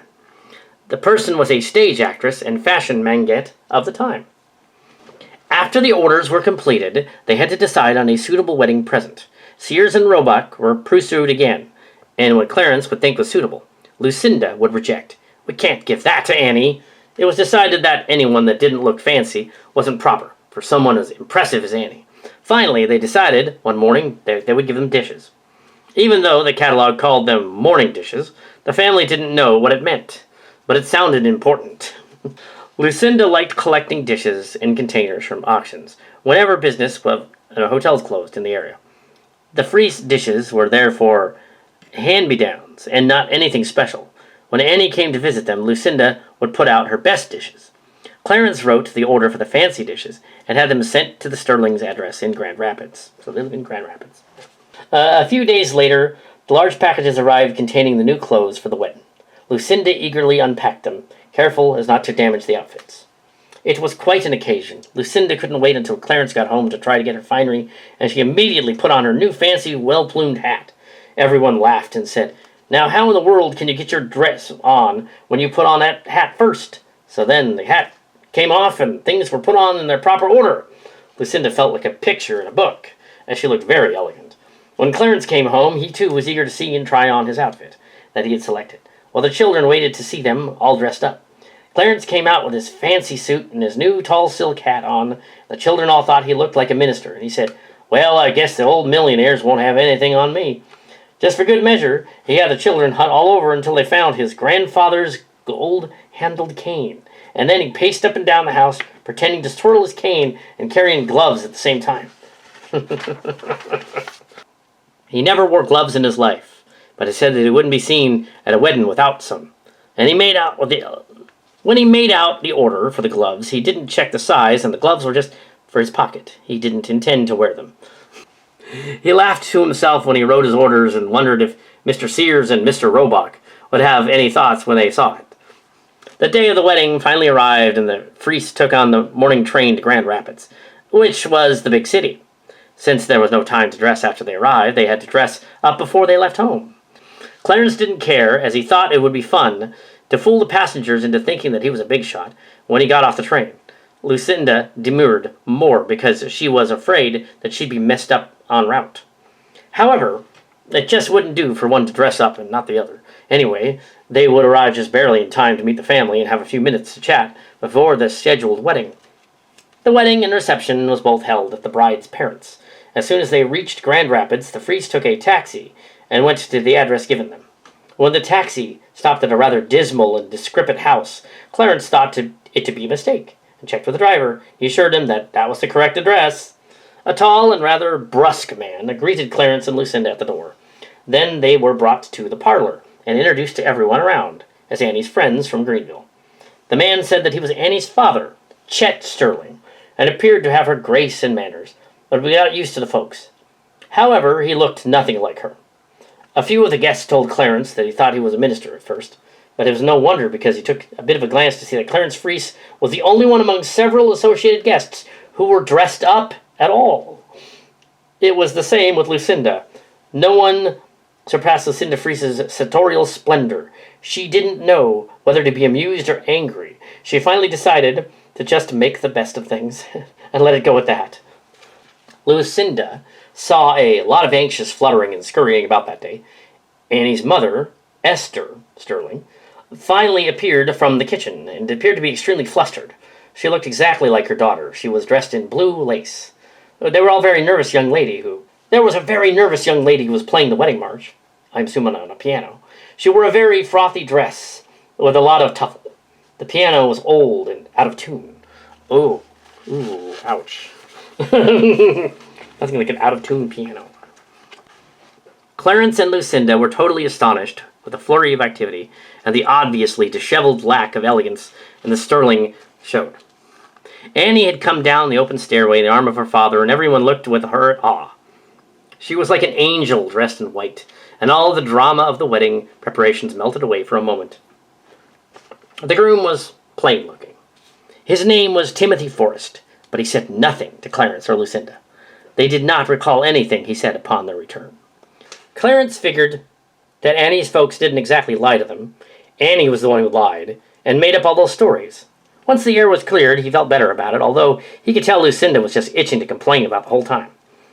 Lucinda knew that the Sterlings were doing their best to be polite, but that it was a strange wedding, and she couldn't shake the idea that she'd been tricked by them, not just Annie. Clarence and Lucinda pondered their problems and decided to make the best of it, and sleep in that back room without complaint. That turned out to be a very bad idea, as it was infested with bugs. The next morning, the family went out to the station to pick up the folks. The disheveled Freese parents were so tired and sore-looking, they were almost mistaken for two other people. One look at them and the children all screamed, "What in the world happened to you?" Lucinda was so mad that she couldn't talk, but Clarence could talk, and he did. He talked so fast it was hard to keep up with him. His face was swelled up and his eyes were all swollen. He could barely open them. Mother was a sight to behold. Her beautiful hat looked grotesque and decidedly out of place on her swollen face, and she looked up as though her nose was put on backward. "You see, it was like this," said Father. "We were the only guests from out of town, and they only had one back bedroom where we could sleep. So they told us to stay there for the night. Well, the room was musty. To say it was a spare room is about right. It was spare, all right. Not much in it but the bed and a dresser. Oh, their house was not even ordinary. It was less than ordinary. Annie's father's a nice enough guy, but he travels most of the time, and I guess he doesn't make too much money. Annie's mother is a dressmaker for a lot of ritzy folks, and she sews all the time and doesn't get out much. Says she's never been out of the state of Michigan. And that back room, well, it looked pretty dreary, but you didn't know the half of it, for we never got a wink of sleep. I never knew there were so many bedbugs in the world, and I do mean bedbugs. It was terrible. I sat up the whole night squashing them. Clarence tried to laugh then, but it was a bit difficult for his swollen face, and then he said, Lucinda was pretty mad, but I found some straight pins, and every time I come to a bug that was nice and fat, I stuck a pin right through it. So you know what, I lined them up in a row, left them on the dresser. Contend them that I stuck 27 bugs in a row. If I had a plumbing line, it couldn't have been any straighter. Yes, sir, I left the row of dead bugs with a pin through each one on them, and they won't be able to miss seeing them. I can tell you, believe me, we didn't wait to eat breakfast. We just got out of there. And that was the exit of Annie, who had been the beautiful hair and clothes, but also was actually a flawed jewel like everyone else. Her wild imagination couldn't cover them up for the wedding day. Around that same time, when it fits into this, Clarence had been given a copy of the poem his sister had to Annie as a gift, and it was later published in the church collection in 1904. Clarence didn't know that his sister actually didn't write it, but had copied it from a book from long before. It didn't really matter, as here was different enough. Even so, when Annie put it in the church paper, she had signed anonymous, so that she would not bring herself to claim it was hers either, as she loved the Freeses, but Clarence never told her about it. She gained no notice from it. Even so, a version of the poem survived until a second publication in the 1930s by her daughter, a certain Miss Hulbert of Michigan. It is also possible that Annie sent them a copy of the 1904 church paper from where it had been reprinted, and Clarence proudly displayed it for all to see. Clearly, if a 1930s version also appeared, it too was in the family. Look at this here. This is the poem my sister copied. I had it framed from the church bulletin where Annie now lives. She's a friend in the family who had put it into print, he might have said. The Hired Girl. Greenville, 1906. The new hired girl didn't understand how things worked at the Freeze house. She was not very good with English, so was indeed did not understand what Lucinda was telling her. This caused a most amusing baking incident. Everyone, including the smallest of the children, had said goodbye to Rosalind, who had been the hired girl for 5 years. She just left to be married to a young farmer who lived just on the edge of town. Lucinda had advertised in the local paper for a hired girl, and among several applicants for the place was a young girl from Denmark. She knew that whoever got the job would have to be a girl with tremendous courage, a liking for children, and a strong back. Lucinda liked Emily at once and hired her on the spot. She felt a pleasant sense of responsibility toward her, as the girl had only been in the U.S. for about 5 months, and could speak very little English. She couldn't read English at all, and Lucinda told her she could learn as the time went by, and the children would teach her to read. Emily was to start work in the following morning, and all of the family talked about before that they went to bed that night. Lucinda was saying, "Now I want you children to be on your best behavior, so no sassing and no finding fault. Emily isn't able to speak English very well, and if we were in her country, none of us could talk at all, so you'd be better mind your manners." By the time the children were more or less accustomed to being bossed by the oldest ones, so it came to no surprise that Doll piped up, "You and Mama look at..." By that time, the children were more or less accustomed to being bossed around by the older ones, so it came as no surprise when Doll piped up, "Yes, and Mama, look how disgusting the boys eat. They eat way too fast, and Ernest actually gobbles. Why, you have to teach him better manners." Lucinda looked severely at Ernest and said, "And you especially, Ernest, will have to watch out. If I find you finding fault with one single thing at this table, you will be asked to get up immediately and leave, and no nonsense." Ernest looked around meekly and felt that everyone was picking on him, but he was used to it, and it didn't say anything. The next morning, as soon as Emily came carrying out her old bag with a few belongings, and Lucinda took her first upstairs and showed her where she was to sleep and to keep her personal things. Then she showed her all the rest of the rooms upstairs and explained carefully which room belonged to whom and who slept in them. Having returned to the downstairs, Lucinda explained about each room there.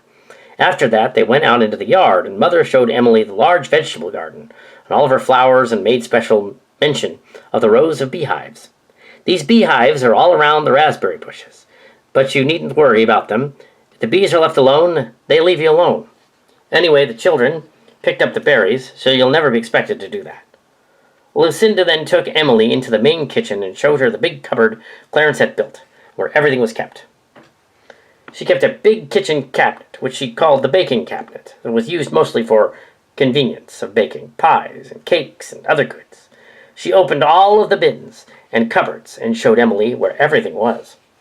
Then she took her into the next room and said, "The room we call the summer kitchen. Out here is where we store stuff, and that big stack of berry boxes, piles of honey, just as is taken from the hives, and bushel baskets for the peaches, pears, and etc.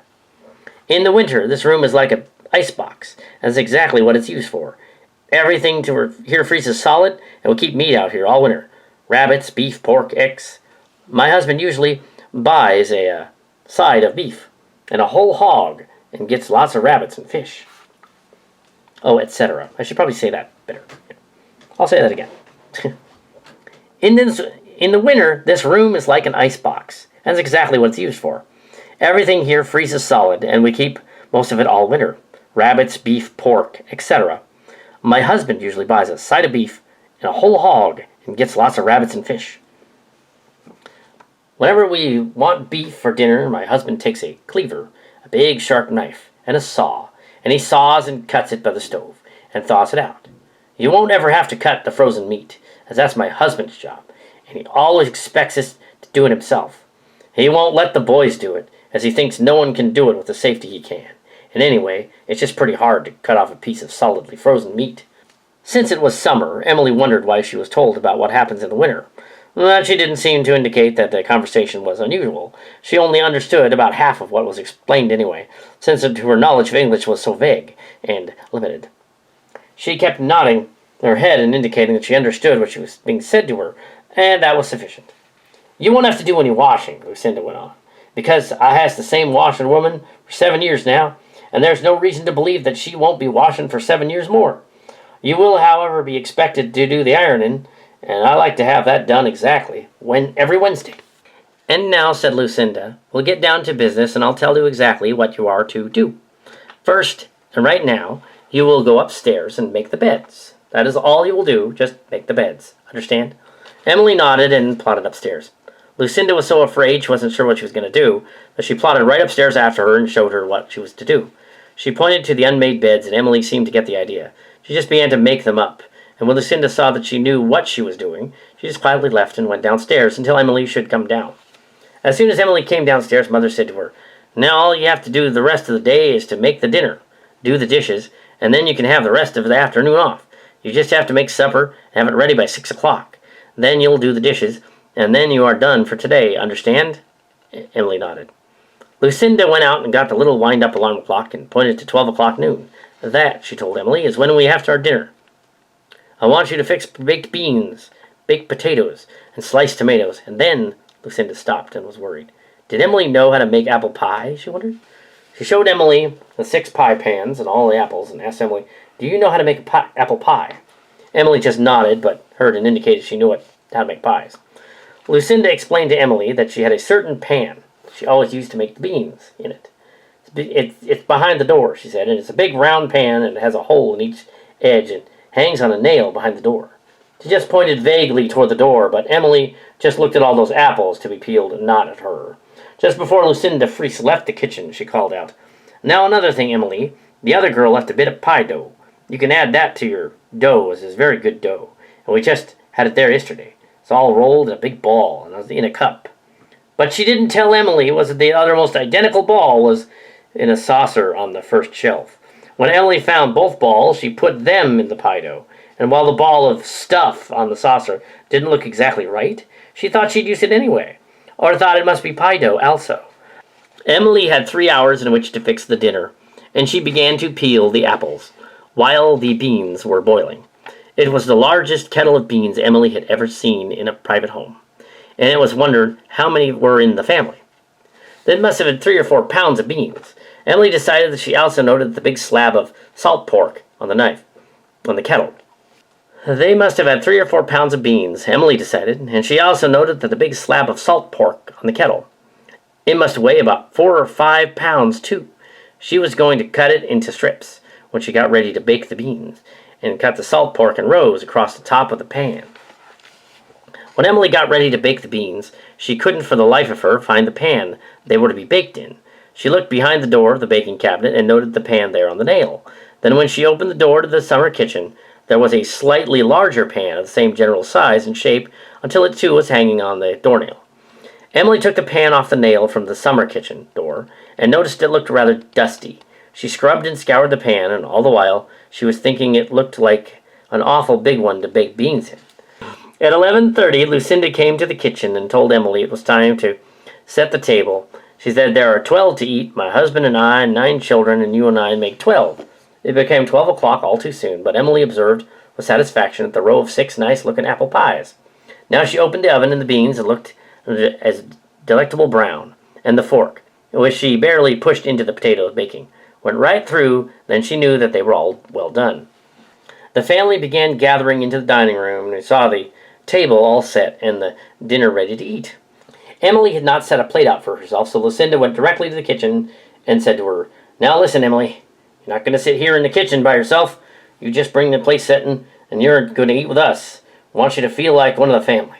And we don't think you're a bit better than you are. And you're just going to come right here and sit down and eat." Emily demurred a little, and Lucinda said, "Nonsense, come in and eat." As soon as Emily came in, plate, all of the family was introduced to her. Everyone was most cordial, and Emily soon forgot to be ill at ease, and she thought that she was going to like this place very much. Everything was fine until it came to eat the pie. Naturally, Ernest was ready for his piece first, so he wasted no time and first at the table. Lucinda Freeze told Emily to cut the pies, and put every piece of the pie plate and set it out to each piece before dinner. They never had any doubt what was first for dessert, and the whole meal, including dessert, was all set on the table at the same time.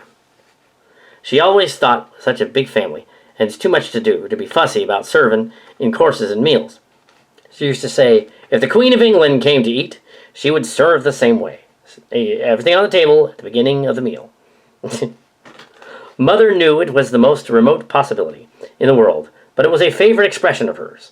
While she was most fastidious in her dress and manners, she did not have an ounce of shame in her body, and they only stressed style a certain point.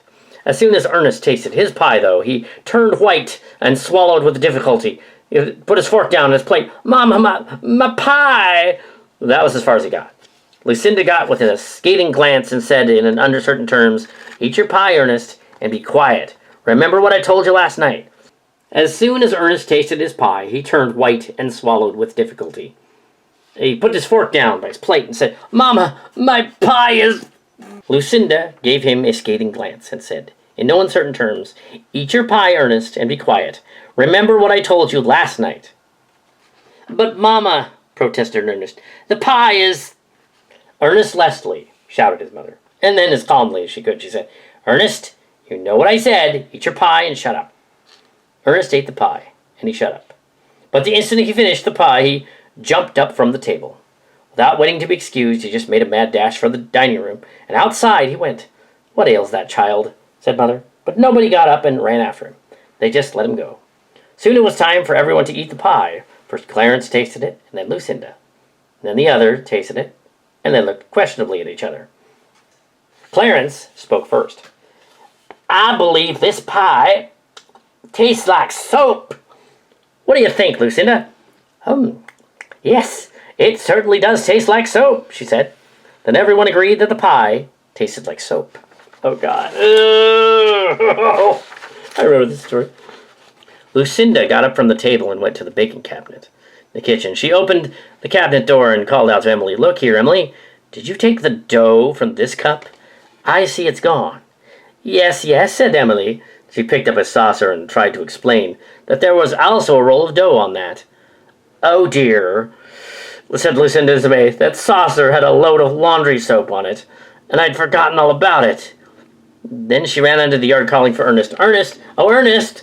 It didn't take long to locate Ernest, but he didn't look like himself. He came slowly from behind a lilac bush, and the tears rolling down his cheeks, he sobbed, "Mama, I tried to tell you.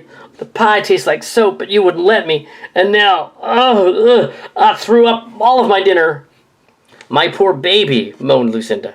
She was beginning to feel sick and extremely sorry for Ernest. She knelt down on the ground to gather Ernest to her. "How do you feel now, dear?" she kept asking him. And Ernest replied he was better. He felt that he was very important with everyone paying attention to him. Ernest got as far as the porch steps and watched all the family bemoaning Ernest's troubles, and then she began to cry all over again and ran back into the kitchen. That was where Clarence found her, with her head down on the table, crying bitterly. "I quit now, yeah," she said between sobs. "Heck no, I should say not," said Clarence. "It wasn't your fault. How could you know when somebody would leave a soap around on a dish?" And for some unacceptable reason, he burst out laughing. Emily felt so much better that she mustered up a smile. She began to feel a lot better, and though through the many of the house there was a pretty nice man. The troubles for that day were not over, however. It wasn't long before Lucinda came walking into the kitchen door, was about to tell Ernest that it wasn't her fault about the soap. It wasn't long before Lucinda came walking into the kitchen door. She was about to tell Emily that it wasn't her fault about the soap, and that everything was all right, but before she could say a word, her eyes happened to fall upon a big pan the beans had been baked in. "Oh, Clarence, look. Just look at that pan she baked the beans in. It's not the right pan." She jerked open the cabinet door, and sure enough, there was the bean pan hanging on its nail. "Oh, Clarence, she's baked the beans in the wrong pan. I used that big pan to soak my feet in." She just automatically looked behind the kitchen door, and sure enough, the foot-soaking pan was not on its nail. "What in the world is the matter now?" thought Emily, in Danish. Then she wondered if the whole family might be a bit crazy. They were all running around yelling and hollering. "Emily cooked the beans in Ma's pan she soaks her feet in. Fine thing." In a short time, nothing short of pandemonium reigned. Lucinda began to feel sicker by the minute, and she began moaning to Clarence. "Oh, Clarence, I can't stand it thinking of those beans, and we all ate them. I think I'm going to lose my dinner." Anyway, she went running out into the backyard of the house like crazy. Clarence followed Lucinda and intended to talk her out of feeling sick, but it was too late. She was highly excitable and nervous, and it didn't take too much for her to have what she always called a nervous stomach. She soon lost her dinner and should have felt better, but she didn't because she was still boiling mad. "Now listen," Clarence said. "You can't blame Emily for this." "Now listen," said Clarence. "You can't blame Emily for this.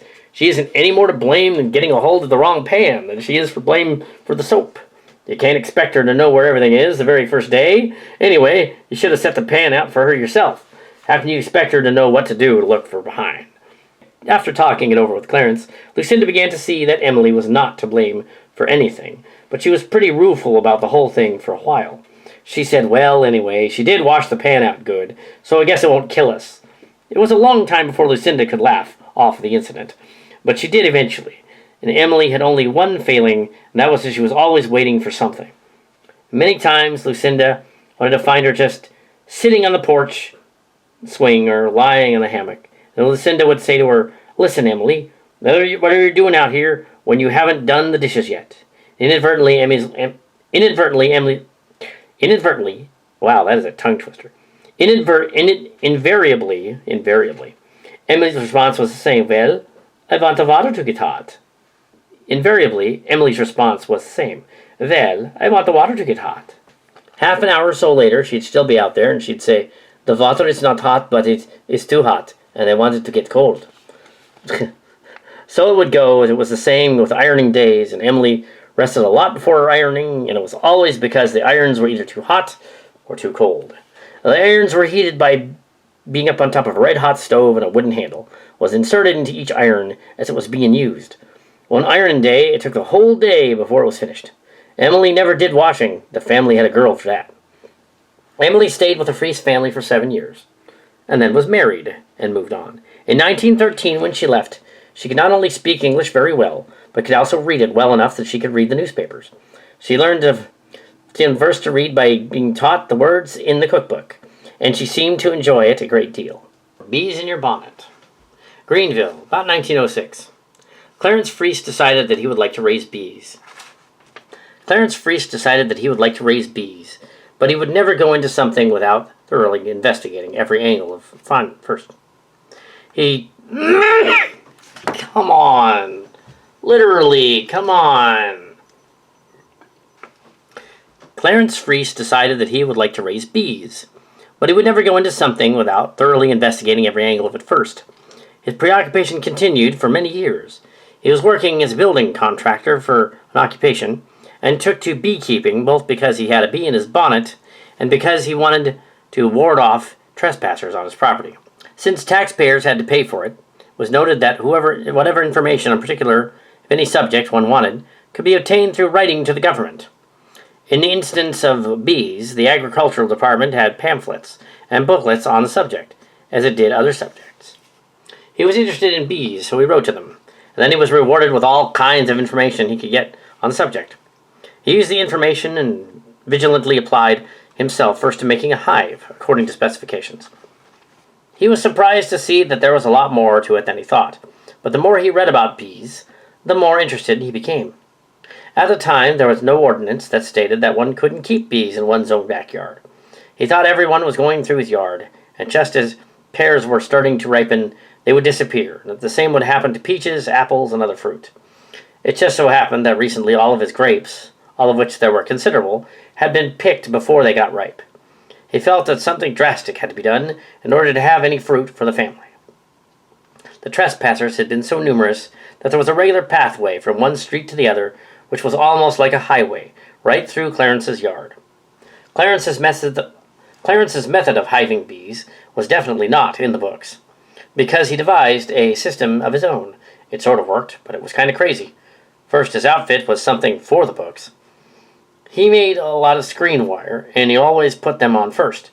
He looked like some kind of creature, with the headgear on.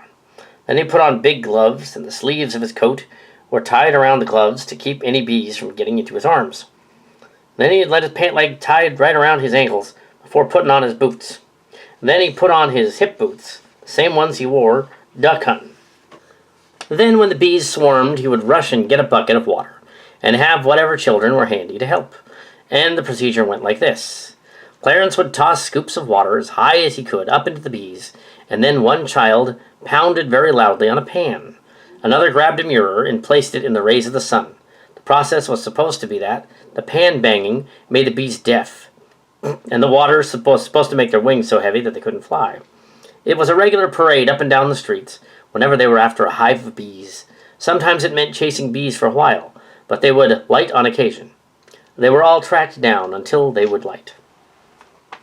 If the children wondered why it took so long for the bees to light, Clarence Freese would tell them, "Well, you have to get to the queen bee, and either get her deaf, or wet, or blind, and then she'll light, and then the old queen lights, the other bees will follow." It was a perfectly plausible explanation to the children, and it was a matter of record that he never lost a hive of bees. Subsequently, there were 37 hives at strategic places around the yard, and they did indeed discourage trespassers. However, their value was untold. They provided 300 libs of honey every fall, and besides pollinating, they made 2 kinds of honey, buckwheat and implanted for them, also a lot of clover, and the bees never mixed the two. The buckwheat made darker honey, and the clover honey, which was white. One day, while the process was underway, and the Freese were madly chasing bees all over town, there happened to be a woman from the city visiting relatives. She was sitting on the front steps of a house across the street, and saw all this going on, and never had seen anything like it. She jumped up from the steps, shaking like a leaf because she was so frightened.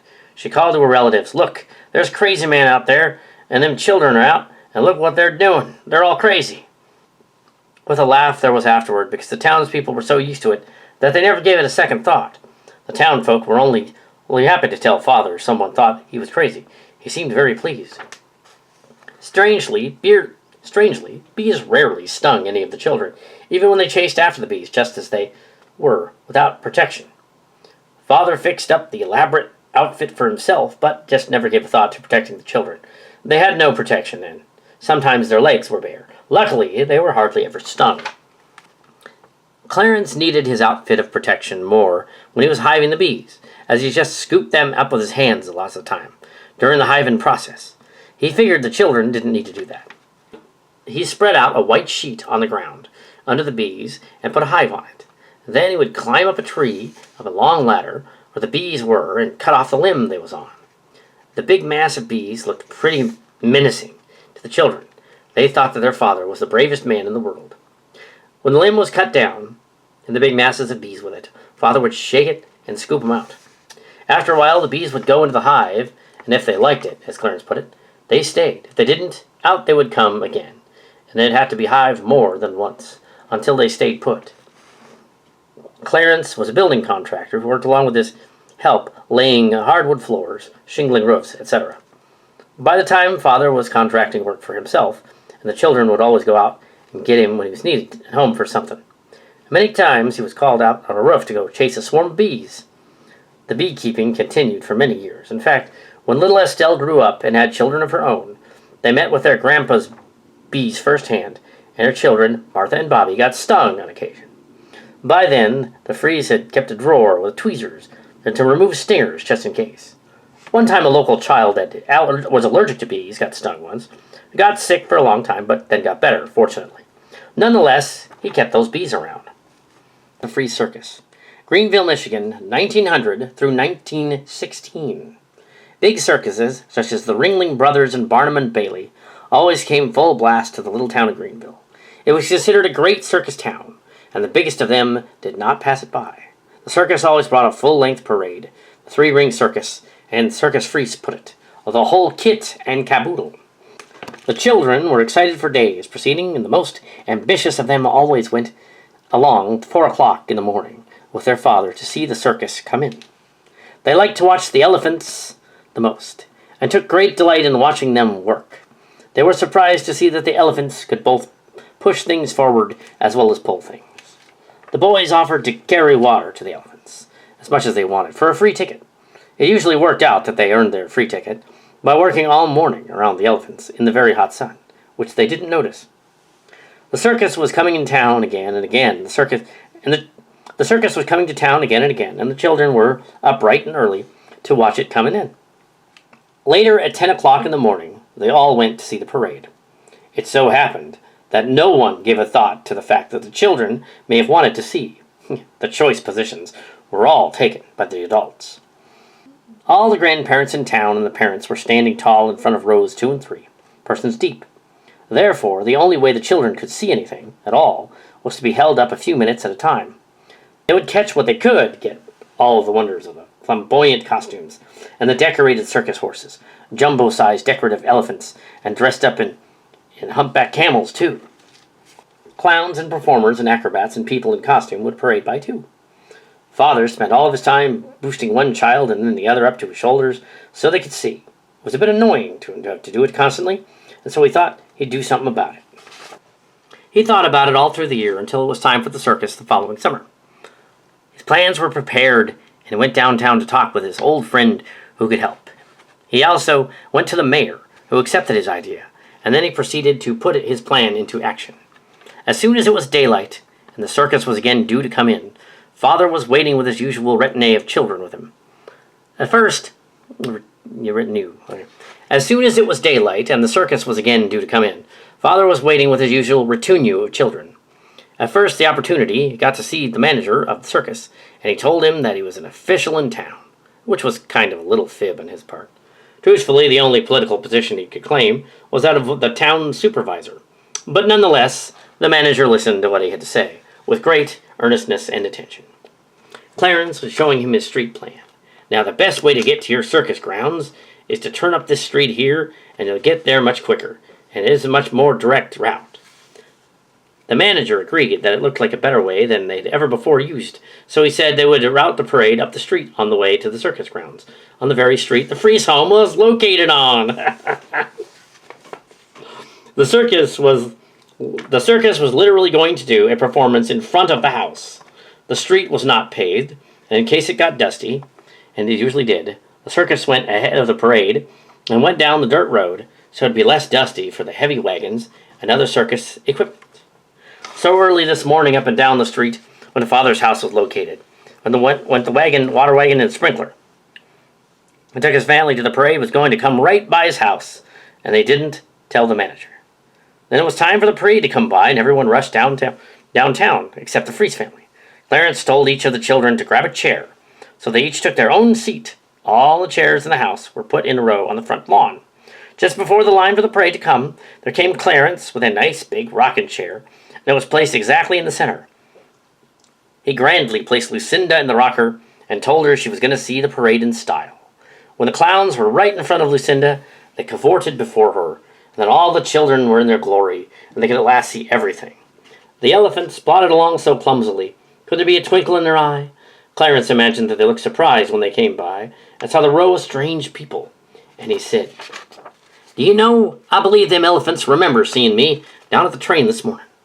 The Freese children thought the same thing.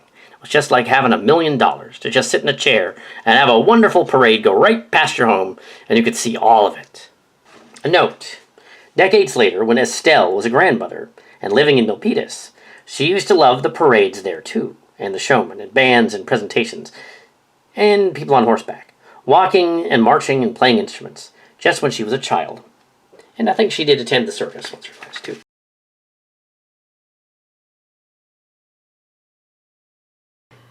Fair roses around its sculptured form entwined, and grace and beauty seemed combined. And so I gazed upon its beauty more. I wondered why so many passed it o'er. But oh, that form so beautiful to see soon made its hidden sorrows known to me. Thorn lay beneath the flowers and colors fair. Sorrowing I said, this cross I may not bear.